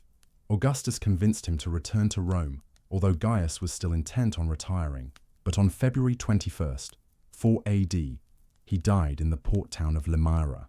Now both Gaius and Lucius, the two biological grandsons of Augustus, whom he had been cultivating as his potential successors for the last decade, had both died within less than 2 years of each other, throwing the succession into disarray at a time when Augustus was in his mid-60s, a ripe old age by the standards of the time. Augustus was now once again left without a clear plan of succession. His aspirations to preserve his direct bloodline could still be attained through the deceased Drusus, the elder's son, Germanicus. This nephew of Tiberius was due to be married to Agrippina, the daughter of Julia and Marcus Agrippa. As such, any children of Germanicus and Agrippina's marriage would be Augustus's biological great-grandchildren. Nevertheless, Germanicus was deemed too young and inexperienced to rule at that time, and so once again Augustus turned to Tiberius. Despite his own reservations, Tiberius accepted a restoration of his tribunician powers, which his stepfather offered shortly after Gaius's death in 4 AD, as well as a senior military command in Germania. Augustus then instructed Tiberius to adopt his nephew, Germanicus, following which Augustus reciprocated by adopting Tiberius over 40 years after first becoming his stepfather. Consequently, it seemed to be clear that the new line of succession was that Tiberius would succeed Augustus, and Germanicus would be groomed to succeed Tiberius in turn down the line. Tiberius was not popular with the general populace at Rome, but when he returned to Germania, he was received warmly by the soldiers that had previously served under him years earlier. The German campaigns during 4 AD and 5 AD were massively successful. Indeed, so successful were they that a new plan to extend the Roman border beyond the River Rhine to the more eastwardly River Elbe was now being adopted. In 6 AD, after wintering, in Rome, Tiberius prepared to attack the Marcomanni in the region around Austria and Czechia today. But revolts to the south in Dalmatia and Pannonia put an end to this ambition. Tiberius quickly concluded a treaty with the Marcomanni and turned back to deal with the uprisings, taking up a position at Siscia to stop any rebel attempts to enter Italy and await reinforcements. In 7 AD, he was joined by Germanicus and moved slowly east and south in a series of small skirmishes rather than engaging the main forces of rebels. Although many wished for a quick end to the uprisings, including Augustus, Tiberius continued with his tactics, engaging in a scorched earth policy. The revolt in Pannonia ended in capitulation in 8 AD, in part due to Tiberius's tactics, which had resulted in famine and disease ravaging the region. In 9 AD, Tiberius moved against Dalmatia, eventually capturing the leader of the uprising, Bato, and stamping out the last remnants of rebellion. Having ended the Pannonian Wars, Tiberius was granted a triumph at Rome, but on his return to the city, he delayed the celebration when news of the massacre of 3 Roman legions in the Teutoburg forest in central Germania by a massive alliance of Germanic tribesmen reached the city. It had transpired that the project to extend the northern border to the river Elbe had been too ambitious, and the Romans now pulled back to the river Rhine. Tiberius left to oversee these maneuvers. He took command of the armies on the Rhine and implemented the same slow and steady advance as in Pannonia, again adopting a scorched earth approach to secure the northern border along the course of the Rhine. The campaign continued over the next 2 years, and in 12 AD, when Germanicus took his first consulship, Tiberius returned to Rome, celebrating the delayed Pannonian triumph on October 23rd that year. Tiberius's influence increased greatly following his return from retirement, and many of his friends and those serving under him saw advancement within public life. His sons also advanced through the ranks. By way of contrast, Tiberius stunted the career advancement of one of his rivals for power, Agrippa Posthumus, the third and now only living son of Julia and Marcus Agrippa, who had been born after Agrippa died. His taking of the toga virilis was delayed until 5 AD, and no privileges were granted to him. Then, at some point in 6 AD, Augustus made the decision to renounce Agrippa Posthumus's position as one of his heirs, due to what he called Posthumus's beastly nature, effectively terminating his adoption and his place in the succession, and sent him away to Sorrentum, before imposing a permanent exile on the island of Planasia off the coast of Tuscany in 7 AD, when his behavior failed to improve. As a result, by the last years of Augustus's reign, there was no doubt that Tiberius would succeed his stepfather as princeps and imperator of Rome. Accordingly, in the last years of the reign, his tribunician powers were renewed, and, at Augustus's request, a law was passed that made Tiberius's imperium equal to his own. Then, in 14 AD, after conducting a census together, Tiberius set out for Illyricum, accompanied by Augustus, for a short distance before the two men separated. Just a few days later, Tiberius was recalled as Augustus lay on his deathbed in the town of Nola in southern Italy. It is unclear whether Tiberius arrived there before Augustus died. On August 19, 14th AD, Augustus seems to have engineered one final political deed. Agrippa Posthumus would not survive him. It seems he had left some form of standing order for Agrippa's execution upon his own death, and when word reached Planasia that Augustus had died, the orders were carried out by the Praetorian centurion guarding him. While the exact motives for the execution remain unclear, it is likely that Augustus sought to secure the succession by removing his unstable grandson, even though Agrippa could not be considered a serious contender by this time. Tiberius denied any knowledge of the deed when it was reported to him and pronounced he would bring those responsible before the Senate. But this never happened, and Tiberius later stated that Augustus had indeed left the order for the execution.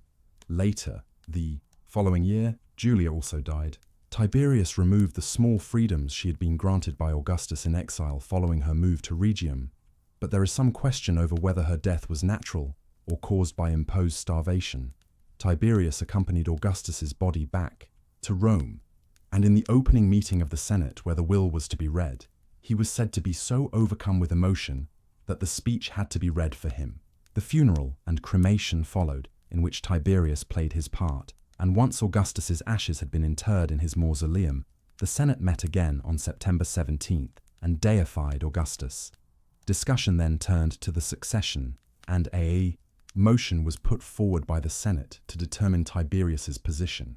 In no way is it suggested that they intended to strip power away from the role that Augustus had created.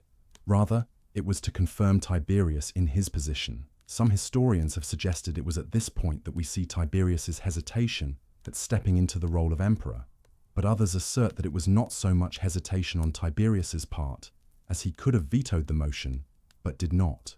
Rather, he professed that the duty of governing the empire should not fall on the shoulders of just one man, but this was probably something of a ploy to ensure he was appointed to the role of princeps. Perhaps some of this hesitation was genuine. After all, Tiberius was already in his 50s by 14 AD, and to rule the newly formed empire would be burdensome. But ultimately his desire for power won out, and after much back and forth and some sharp words from both sides, Tiberius was acclaimed as Augustus's successor. Through his actions, Tiberius had likely sought to emulate Augustus, who had laid down his powers in front of the Senate years before. But in his case, they saw only obstructiveness. Already so early in his rule, Tiberius had caused bad feeling within the Senate, which was to linger. At the same meeting, many honors were conferred on his mother Livia, which went against Tiberius's traditionalist values with regards to women's influence within the political sphere, and at his own request, Germanicus, who was effectively the new heir, was granted the proconsular imperium. Following the death of Augustus, and before Tiberius's rule was secure, trouble broke out within the legions in Pannonia, and then those stationed further north along the river Rhine. To deal with these, Tiberius dispatched his own biological son from his earlier marriage to Vipsania, Drusus the Younger, to Pannonia. He was accompanied by an individual who would play a major role in Tiberius's reign. This was Sejanus, the newly appointed prefect of the Praetorian Guard, the imperial bodyguard, which were the only troops allowed to be stationed at Rome and in central Italy. The legions which had revolted, and which Drusus the Younger and Sejanus had been appointed to suppress the insurrection of, weren't necessarily opposed to Tiberius's succession, but they did believe that with the death of Augustus, the time was right for them to demand redress of the wrongs which they believed had been perpetrated against them in recent times, namely, poor conditions in their barracks and inadequate pay and remuneration. When Drusus the Younger arrived in camp in the north, he read a letter from Tiberius, who expressed concern for the treatment of his soldiers and claimed that he would bring their demands to the Roman Senate once he had finished grieving his stepfather. Drusus the Younger would make some concessions in the meantime. That same night, if we are to believe the Roman historians who related the event, there was a lunar eclipse, which terrified the soldiers into thinking their actions in revolting had earned them the ire of the gods. Drusus the Younger was quick to exploit this feeling, and the mutineers calmed. The next day, 2 leading figures in the mutiny were rounded up and executed, while others were dealt with by the soldiers themselves to prove their loyalty. A heavy downpour, which kept the men confined to their barracks, was again interpreted as a sign of dissatisfaction, and eventually, the 3 legions dispersed to their winter quarters without further quarrel. Initially, the mutineers on the Rhine made the same demands as those in Pannonia: better treatment at the hands of their superiors and higher pay, as well as demobilization after their period of service and proper grants of land to retired soldiers. Some of these believed that they could install Germanicus, who had become very popular both amongst the citizens of Rome and within the Roman legions, as the emperor, but he remained loyal to Tiberius. When the mutiny began, Germanicus was in Gaul, but rushed back when he heard the news. He was unable to offer concessions, but, exposing a weakness in his character, it is said he forged a letter from Tiberius, acceding to some of the demands. But the soldiers weren't fooled. To that end, Germanicus sent his tribunes to the task of demobilization and was eventually forced to use his own coin to meet the demand for higher wages. But when envoys later arrived from Rome, further violence followed. The mutiny was only ended when Germanicus had his pregnant wife Agrippina sent out to carry their infant son to the safety of a neighboring tribe from the camp. This act shamed the legions, and they professed their loyalty, crying out for the guilty to be punished. Germanicus handed over the duty of punishing the ringleaders to the soldiers so as to keep the affection of his men.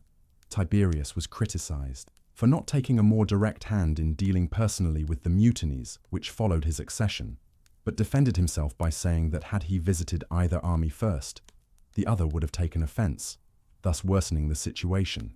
His biological son, Drusus the Younger, and his adoptive son Germanicus were to act, and he would back them from a distance.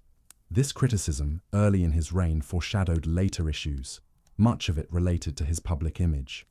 Tiberius was an eloquent speaker when he spoke sincerely, but was known to struggle over words when he spoke in half-truths. When news that the mutinies had been dealt with reached Rome, he spoke in the Senate of Drusus the Younger, for whom his praise was sincere but gave a less than convincing performance when his words turned to Germanicus, despite extolling his courage. Tiberius was suspicious of his conduct in halting the mutiny, and would later rescind the single granted concession which Germanicus had made to the legionaries, specifically a promise to reduce the number of years of service required by the Roman soldiers. Tiberius had been princeps for almost 6 months when he was granted the title Pontifex Maximus on March 10, 15th AD. This was the most senior religious office in the Roman state. However, he refused to name himself as imperator and rejected the title of Pater Patriae, father of the nation, as well as refusing the name Augustus. Despite the latter refusal, he would still be known as Tiberius Caesar Augustus throughout his reign, as coins and inscriptions on many monuments in Rome and elsewhere attest. In refusing these honors and titles, Tiberius provided a public demonstration of his adherence to moderation and his feeling on the role the Senate should play in governing the Roman state. Despite the hypocrisy Tiberius presented early on in the Senate, he was not as hostile towards the old institutions of the Republic as some of his successors would be. For instance, in accordance with the wishes of Augustus, and in keeping with his own beliefs on their role, soon after his accession, he granted the right to elect magistrates to the Senate. Moreover, in the early years of his rule, Tiberius would often sit in silence during debates held in the Senate, allowing both sides to make their case in an attempt not to influence rulings, believing firmly that the Senate had the right to make their own free decisions. Under Augustus, the Senate had been servile rather than free to exercise their own will, and in many cases, despite the lack of interjection from Tiberius, they often reverted to this attitude in deference to the princeps and the influence of other members of the imperial family. So ingrained was this attitude that at times Tiberius would become irritated when senators passed matters to him which he felt they could deal with themselves. But despite his neutrality, Tiberius would intervene on occasion, either in refusing to allow the Senate to pass off matters to him, or, after lengthy debates, would interject late in proceedings to announce the outcome he desired. Over time, this practice would inadvertently see the relationship between Tiberius and the Senate deteriorate further. During these early years, he turned a blind eye to the enmity of others, even when directed at himself, still holding with his belief of the right to free speech, but he detested sycophants and in this way cultivated his virtues and reputation. Although he cared nothing for the affection of the people towards him, he wanted only their respect. Tiberius made some adjustments to matters pertaining to gladiatorial and theatrical entertainment in Rome early on, as these were activities that he didn't enjoy, limiting the number of gladiatorial games that could take place. He rejected the motion that actors could be flogged following riots at a performance in 15 AD, thereby upholding Augustus's ruling that they were immune from such punishments. However, he did introduce restrictions to actors' pay and controlled who they could keep company with. Later, in 23 AD, actors would be banished from Rome, not to return during his rule.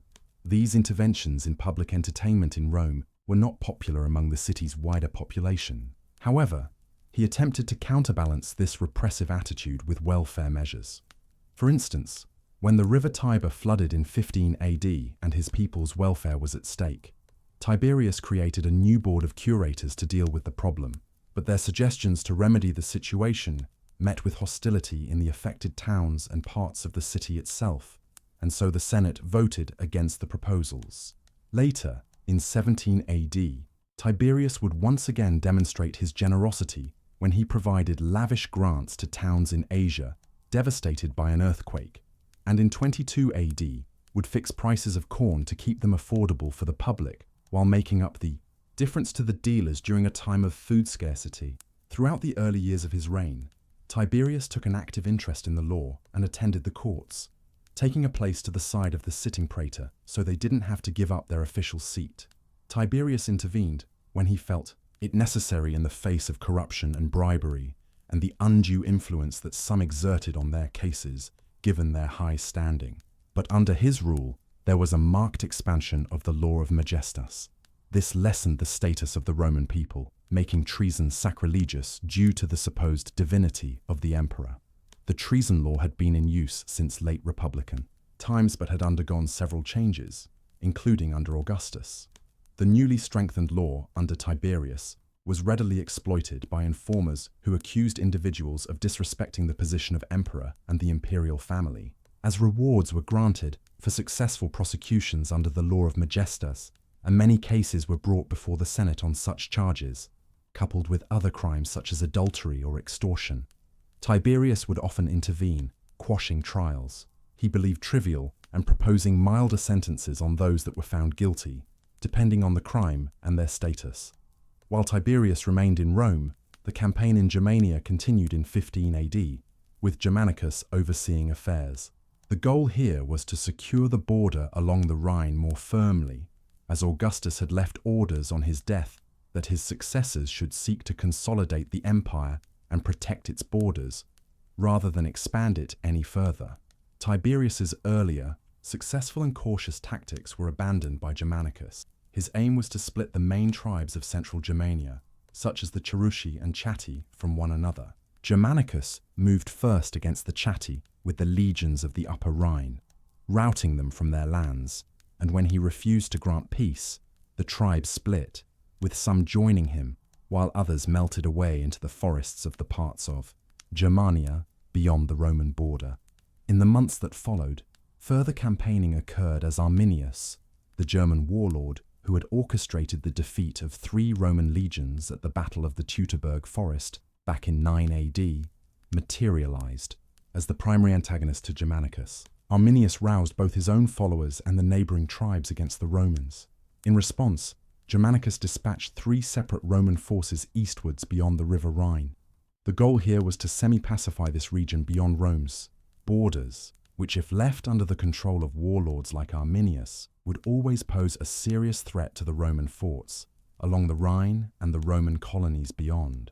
When this Roman force came upon the site of the massacre of the Teutoburg Forest nearly a decade earlier, they raised a burial mound to honor the dead. Further into this vast primeval forest, which is all but gone today, but which covered a large proportion of Germany in ancient times, Germanicus's forces faced those of Arminius. But the sides never engaged, as the campaigning season was almost over, and neither was entirely confident of winning the day. Consequently, the Romans withdrew, but the alliance Arminius had assembled would soon collapse as the other Germanic lords became wary of his growing power and assassinated him in 21 AD.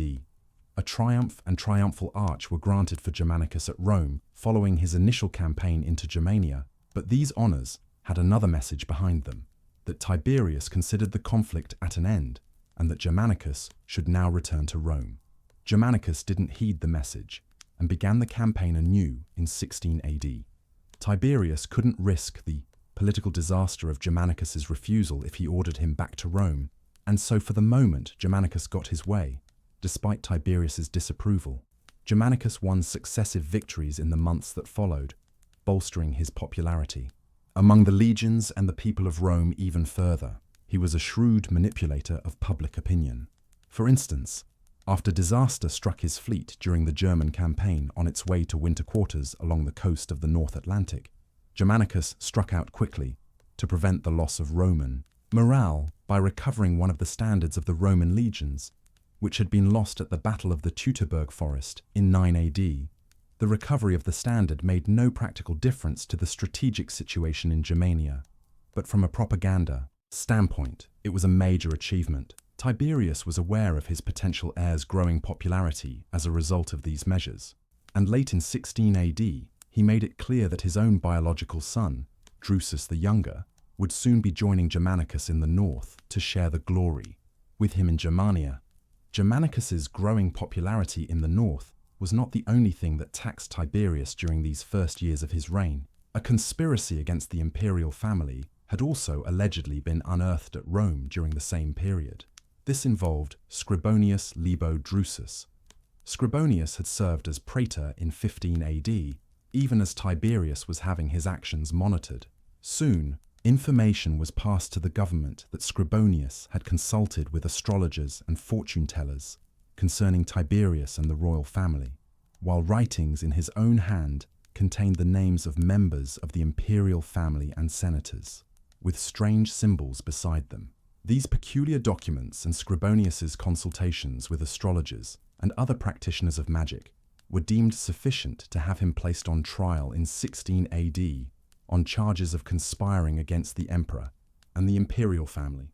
Scribonius subsequently appealed to Tiberius directly, but when the emperor dismissed his implorations, Scribonius committed suicide. Following this, Tiberius pronounced that Scribonius was guilty. His property was divided as a reward between his prosecutors. The name Drusus was forbidden to be used by any member of the Scribonia family, and it is likely that Scribonius's body was displayed on the Gemonian stairs near the Roman Forum. Further decrees banished fortune-tellers and astrologers from the country, but the trouble was not over.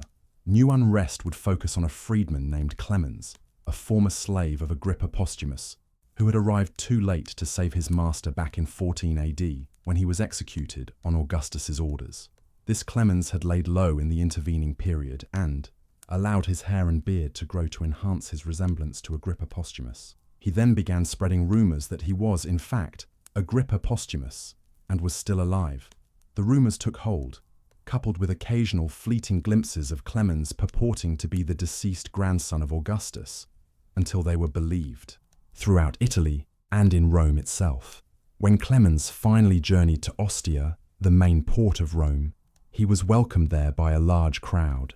Tiberius, not wanting to make his own position seem weak by sending troops to intercept him, instead dispatched some of the Praetorian Guard to capture Clemens. He was subsequently transferred in secret to Rome. There, despite being questioned extensively, he refused to name his co-conspirators. Accordingly, he was executed quietly, and the whole matter was hushed up. But the episode of both Scribonius and Clemens highlighted the weaknesses of the regime and heightened Tiberius's own paranoia that his position might fall foul of one conspiracy or another. In 17 AD, Tiberius's biological son, Drusus the Younger, took his place in the army in Illyricum, while Germanicus was appointed to take command in the east, but he wasn't to go alone. Germanicus travelled east with Calpurnius Piso, a senior Roman politician whom Tiberius had served alongside as consul way back in 7 BC. This Piso was now appointed by Tiberius with the approval of the Senate as legate of the province of Syria. It is likely that Piso was to act as Tiberius's eyes and ears in the east, and to ensure that Germanicus did not become too independent there or win the kind of great favour with the Syrian troops which he had done on the Rhine. This arrangement is indicative of the level of distrust Tiberius felt towards his adopted son by this time. Clearly, Germanicus's position in the succession was only being kept in place because of Tiberius's continuing deference to Augustus's earlier wishes, and also because Germanicus had simply become too powerful. It could prove dangerous for Tiberius to try to demote him now. Whatever the motives for this arrangement in the east were, Piso and Germanicus were unfavourably disposed to one another from the beginning. Piso arrived in Syria first and set about ingratiating himself with the soldiers, earning the nickname Father of the Legions. Germanicus was aware of Piso's acts, but had other matters in the east to attend to first, and acquitted himself well in his duties. But from the time Piso and Germanicus met again in Cyrrhus in Syria, they were openly hostile to one another. Germanicus journeyed to Egypt in 19 AD, and by doing so made a political blunder. He was open-handed in his dealings and well received by the people of the capital there, Alexandria. But by entering Egypt, he had gone against one of the decrees of Augustus, who had stipulated that any member of the Senate must have authorization to enter the country. Mark Antony had carved out his power base here decades earlier, and the country was the breadbasket of Rome. Augustus had wished to avoid the country being politicized thereafter. Now Tiberius wrote to Germanicus chastising his affability with the people and adoption of Greek dress since his arrival in the East, and further complaining of his defiance in entering Egypt without imperial authorization. Tiberius held Augustus's precepts in reverence and strove to uphold them, and this action on Germanicus's part must have seemed an affront to these ideals. Germanicus had assumed that Egypt was just another province that he was to deal with in his command of the East, for which his commission provided the necessary authorization. Relations between Piso and Germanicus didn't improve in the younger man's absence in Egypt, and a short time after his return to Syria, Germanicus fell ill. He would recover for a short period before relapsing, and he became convinced that Piso was poisoning him. Germanicus died on October 10th, 19th AD, from an unknown illness. With his death, Germanicus's supporters replaced Piso as governor of Syria with one of their own, and a short conflict ensued. Eventually, Piso surrendered, and he was granted safe conduct to Rome. When news first came to Rome of Germanicus's illness, rumors abounded in the capital that the popular young heir had been poisoned by the emperor. Rumors of this kind regularly surfaced in Rome during the early imperial period, and indeed when Lucius and Gaius, the sons of Julia and Marcus Agrippa, had perished at young ages within 2 years of each other in 2 AD and 4 AD, many had speculated that Tiberius's mother, Livia, had been responsible and was seeking to ensure the succession of Tiberius as emperor by having Augustus's blood heirs murdered. Now Tiberius faced charges of having done the same to Germanicus to secure his own position and pave the way for his biological son, Drusus the Younger, to succeed him. When Germanicus's wife, Agrippina, returned to Rome with his ashes, public feeling grew against Tiberius, who had not shown any grief for him, nor had any senior member of the imperial family been part of Agrippina's escort into the city. Tiberius's distrust of Agrippina deepened as public sympathy for her grew. In the midst of this crisis surrounding Germanicus's death, a thorny issue arose. Calpurnius Piso was faced with serious charges of misconduct when he returned from the East. The Senate initially tried to pass his trial to Tiberius, but the emperor refused and referred it back to the Senate, knowing that if Piso was cleared, it would be taken as proof of Tiberius's rumored complicity in Germanicus's murder. Tiberius opened the case with a well-reasoned speech, arguing that only facts should be taken into consideration, and that they should not be influenced in their decisions by his personal connection to Germanicus. From the outset of the trial, the mood within the Senate and indeed in Rome at large was hostile towards Piso. The politician, seeing this and realizing that Tiberius was unlikely to intervene to save him, committed suicide before a decision was reached. But Tiberius did intervene at his mother Livia's request on behalf of Piso's wife when she was also placed on trial. This was an act of mercy, but it only served to reinforce the belief amongst the people of Rome that Tiberius and his mother had been in some way involved in Germanicus's death. The period of endless crises at the start of Tiberius's reign and his dwindling popularity in Rome took its toll on Tiberius. In 21 AD, citing ill health, he left the capital for Campania, the region to the south of Rome, towards towns like Pompeii and Neapolis, overlooking the Bay of Naples. He left his biological son and a possible new heir, Drusus the Younger, in charge of the city. To cement his son's position, he made him consul and wrote to the Senate asking that Drusus be granted the tribunician powers which Tiberius had held for so many years during Augustus's reign. Although still emperor, Tiberius yearned for a peaceful retirement and distance from public affairs. Accordingly, when the Senate called upon him to decide on the appointment of a governor of the province of Africa in what is now Tunisia, he criticized them in his response, asserting that it was their responsibility to decide on this matter and ordering them to choose between the two candidates. In a worrying portent of things to come, the Senate chose Blasius, an uncle of Sejanus, the head of the Praetorian Guard, as the governor. It was a sign of the growing influence of the imperial bodyguard and of Sejanus in particular within Roman politics. This first period of exile from Rome for Tiberius only came to an end in 22 AD, when he reluctantly returned to the capital after learning that his mother Livia was ill. Tiberius suffered a blow in 23 AD when, on September 14th, his son and potential successor, Drusus the Younger, died. At the time, no one believed it was any more than a natural death. Drusus had been ill in 21 AD, but recovered. However, some years later, accusations arose that Drusus had, in fact, been poisoned by Sejanus. It is impossible to verify this claim with any certainty, despite the role Sejanus was to play going forward. Following Drusus's death, Tiberius spoke first impassively in the Senate, not displaying his grief and rebuking others for their own expressions of mourning. When his speech turned to the succession, he commended the sons of Germanicus, Nero Caesar, and Drusus Caesar to the care of the Senate, and asked that the burdens of government be increasingly shouldered by them once they came of age to do so. Whatever the truth of Drusus the Younger's death might have been, we know for certain that Sejanus quickly began cementing his position in the aftermath of the death of the emperor's son. He wasted little time in trying to undermine Germanicus's widow, Agrippina, who, as mother to Nero Caesar and Drusus Caesar, the two sons of Germanicus whom Tiberius had indicated were now his heirs, could play a significant role in Rome's politics going forward. Throughout 24 AD and 25 AD, Sejanus engineered accusations against many of Agrippina's influential supporters and had them placed on trial. Tiberius intervened on behalf of some of the condemned, but for others insisted on the penalty of exile. It is through these trials that we see a hardening of Tiberius's attitude towards what others said or wrote about him. Whereas earlier in his rule, he was prepared to brush insults off, now he regarded them as breaches of the law of Majestus, which claimed that his position as princeps was inviolable. He had also decided to continue his exile from Rome, and from the period of the death of Drusus the Younger, he largely resided at a pleasure palace he had built for himself on the island of Capri in the Bay of Naples.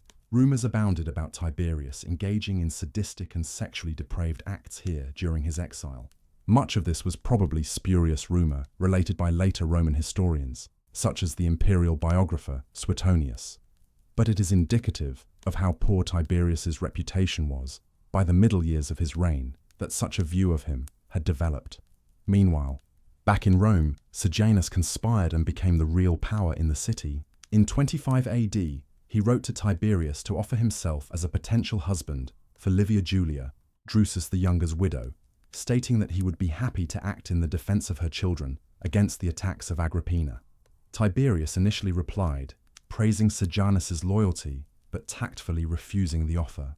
It has been suggested that it was at this time that Sejanus began encouraging Tiberius to spend more and more time away from Rome, but it seems to be an incident later in the year, again, possibly engineered by Sejanus, that pushed Tiberius towards his decision to fully retire to Capri when he was forced to listen to a witness in a Majestas trial recount all that the accused had supposedly said of the emperor, prompting an outburst from Tiberius and causing him to shun later meetings of the Senate. Sejanus continued to cultivate the widening rift between Tiberius and Agrippina when a cousin of hers faced her own trial in 26 AD.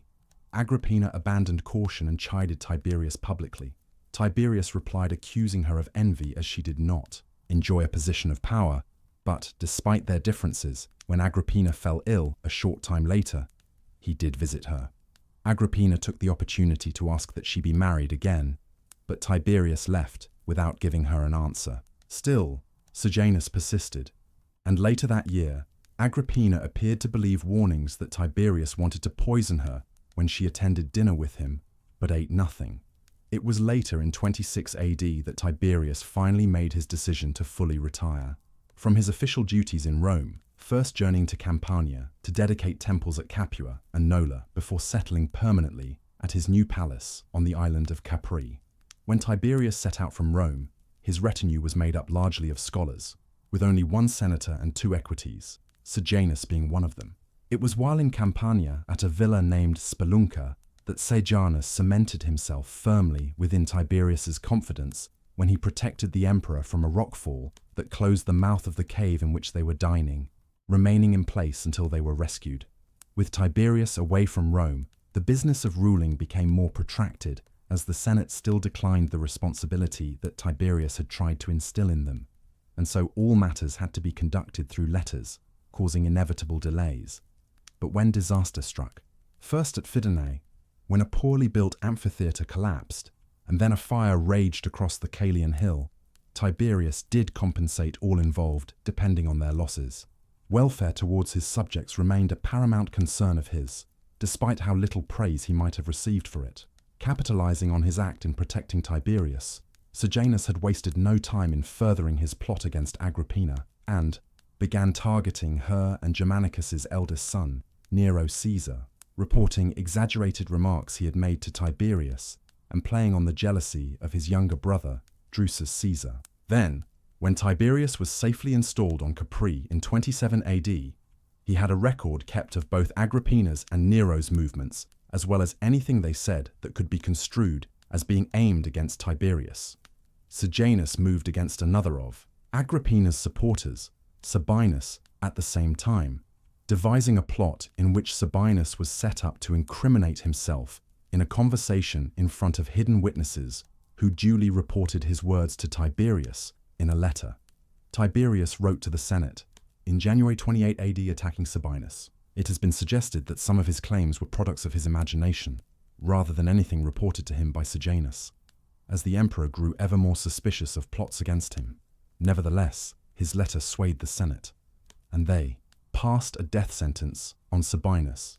Tiberius wrote in thanks for their punishment of an enemy of the state, and that he feared for his life from the plots of his enemies. In 29 AD, the matriarch of the Julio-Claudian dynasty, Tiberius's mother, and Augustus's widow Livia died. Surprisingly, Tiberius did not return to Rome for her funeral. Instead, he wrote to the Senate attacking Agrippina and Nero Caesar on various grounds. The people of Rome protested, saying that these latest accusations were once again the work of Sejanus. For his part, Sejanus embellished the information given to Tiberius, claiming it wouldn't be long before the people rose up and made Nero Caesar the new emperor, with Agrippina acting as the real power behind the throne. Tiberius wrote to the Senate again, and in his letter proclaimed that he would make the decision in this case, which left the Senate in no better position than they had been in after the receipt of the first letter. The exact sequence of events between 29 and 31 AD is patchy, given the fragmentary nature of the sources over these years. It was during this time that Nero Caesar was declared a public enemy by the Senate, and both he and Agrippina were imprisoned on separate islands. Agrippina was treated badly by her guards and lost an eye during a beating, and when she later attempted to starve herself to death, she was force-fed to keep her alive. Tiberius also engaged in vengeful behavior towards others during this period, having the senator Gallus, who had married his ex-wife Vipsania years earlier, arrested in 30 AD. He died in confinement from starvation in 33 AD. Sejanus moved also against Drusus Caesar, Agrippina's second eldest son, in 30 AD, and though he was in Tiberius's company at the time, the emperor sent him back to Rome, where he was declared a public enemy and imprisoned in the city. Then, Sejanus was betrothed to Livia Julia later that year and was publicly acknowledged by Tiberius. His designation for the consulship alongside Tiberius in 31 AD was confirmed, but by the end of that year, Sejanus's power and influence was at an end. There are differing historical accounts for Tiberius's reasons for turning on Sejanus, and it has been suggested that the emperor likely came to see him for what he really was at some time in 30 AD or 31 AD, as more members of the imperial family were arrested on trumped-up charges. Throughout 31 AD, Tiberius kept Sejanus in a state of worried confusion over his position, both praising and criticizing him. A rumor even circulated that Sejanus would receive tribunician power in the near future, but ultimately it was not to be. On the morning of October 18th, 31 AD, a letter was received by the Roman Senate from Tiberius at Capri, in which the emperor effectively ordered the execution of the head of the Praetorian Guard. Sejanus was imprisoned, and his execution was carried out later that day. His body was displayed on the Gemonian steps, where it was mutilated by a mob, and 3 days later, the remains were cast into the Tiber. By the end of the year, the rest of his family, including his 3 children and Livia Julia, would be dead, although whether this was ordered by Tiberius is uncertain. Following Sejanus's fall, and throughout the last years of Tiberius's rule, there was an increase in trials, including those on charges of majestas. Some were instigated by Tiberius against people he perceived to be former followers of Sejanus, and therefore ongoing threats to his safety. Some cases were dismissed by Tiberius on the grounds that they were trivial in nature, as he had done years before, but others were postponed until he could investigate them, and many resulted in suicide, exile, or the death penalty. Even those who could claim old friendships with Tiberius were not immune. It was also in 33 AD, amidst these trials, that Drusus Caesar, Agrippina's second eldest son, was starved to death. Agrippina herself, who had been held prisoner for several years by this time, died later the same year. With Nero Caesar dead since 31 AD, this left only Gaius among Agrippina and Germanicus's living sons. Tiberius wrote separate letters to the Senate decrying both Drusus and Agrippina, going so far as to reveal the record that had been kept on Drusus until his death, in the hope that the Senate would come to the same understanding that he had, namely that Drusus was an enemy of the state. Despite the insecurity he obviously felt and the outright cruelty in some of his actions, Tiberius was still capable of reason in some spheres.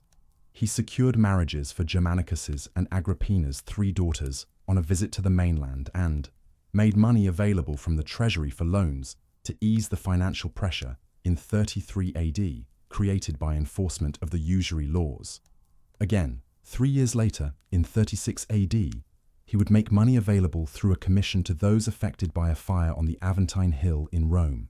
When trouble broke out in the east in 35 AD, despite not winning a resounding military victory, the matter was settled in Rome's favor when Tiberius instructed his commander in the area to make peace with Artabanus, the Arsacid prince. But ultimately, when historians such as Suetonius would come to record Tiberius's reign in subsequent decades, it was the political excesses of his later years and the free hand which he gave to Sejanus while he lived in exile on Capri that would be remembered.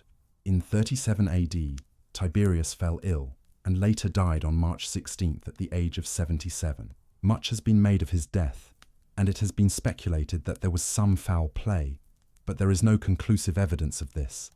It is likely that later accounts stating he collapsed when he got out of bed after his servants failed to attend him are closer to the truth.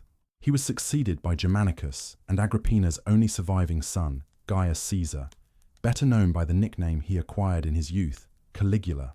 The much-anticipated succession of a member of Germanicus's line proved disastrous. The reign of this biological great-grandson of Augustus quickly descended into tyranny, sadism, and sexual depravity on the part of the third emperor of Rome. He was quickly overthrown by the Praetorian Guard and killed in 41 AD. History has often condemned Tiberius, but by the time he succeeded Augustus, he was already old by Roman standards and had served Rome and the first princeps faithfully for many years. He was a sound military leader and tactician, winning a number of victories during his career, and was firm in his traditional and republican values. Despite his military valor, he wouldn't lead the legions again after becoming emperor. His rule was fairly peaceful and focused on the consolidation of existing borders, as Augustus had advised, rather than on costly new conquests. Likely somewhat reluctant to bear the burden of rule, he was devoted to the precepts of Augustus and strove to uphold them even when they conflicted with his own beliefs. It was to that end that he attempted to restore some semblance of the old Republican Senate, but far from empowering the Senate, the methods he used to try to bring them to their own decisions often caused confusion and were ultimately hollow. Following his retirement, he rarely strayed from his palace at Capri, making the Senate's job that much harder. But Tiberius's early years can be seen as fair and just. He quashed many trials and paid little attention to the words of others that, in later years, would be enough to condemn them, and was also generous when public welfare was at stake. There is also little credibility to the suggestion that he had Germanicus killed. With the death of his son Drusus the Younger, there was a marked change in Tiberius. Though he was still able to exercise clear judgment on some matters, his increased suspicions of those around him, no doubt fueled by the whispers of Sejanus, became a blight on his rule. Though he wasn't concerned with his popularity amongst the people, he never held their favor. Instead, their affection for Germanicus and his line only increased his paranoia and suspicious nature, driving him further into isolation and also further under the influence of Sejanus.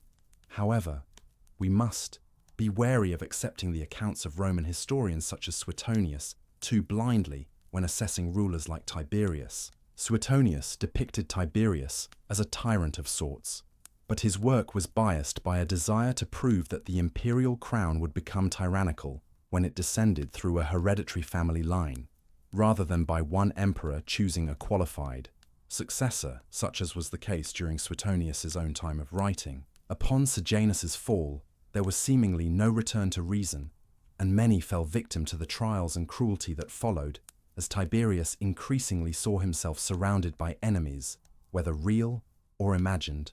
Though he cannot be called a tyrant, his actions in later years were far removed from the man he had been, and it is ultimately this, rather than his earlier actions, that he is remembered for. This concludes part 1 of our peaceful journey through the Roman Empire. In our next episode, we'll continue with the dramatic reigns of Caligula and Nero, where the young empire would face its greatest challenges yet. Until then, may these ancient whispers carry you gently into restful dreams. Sweet dreams, dear listener.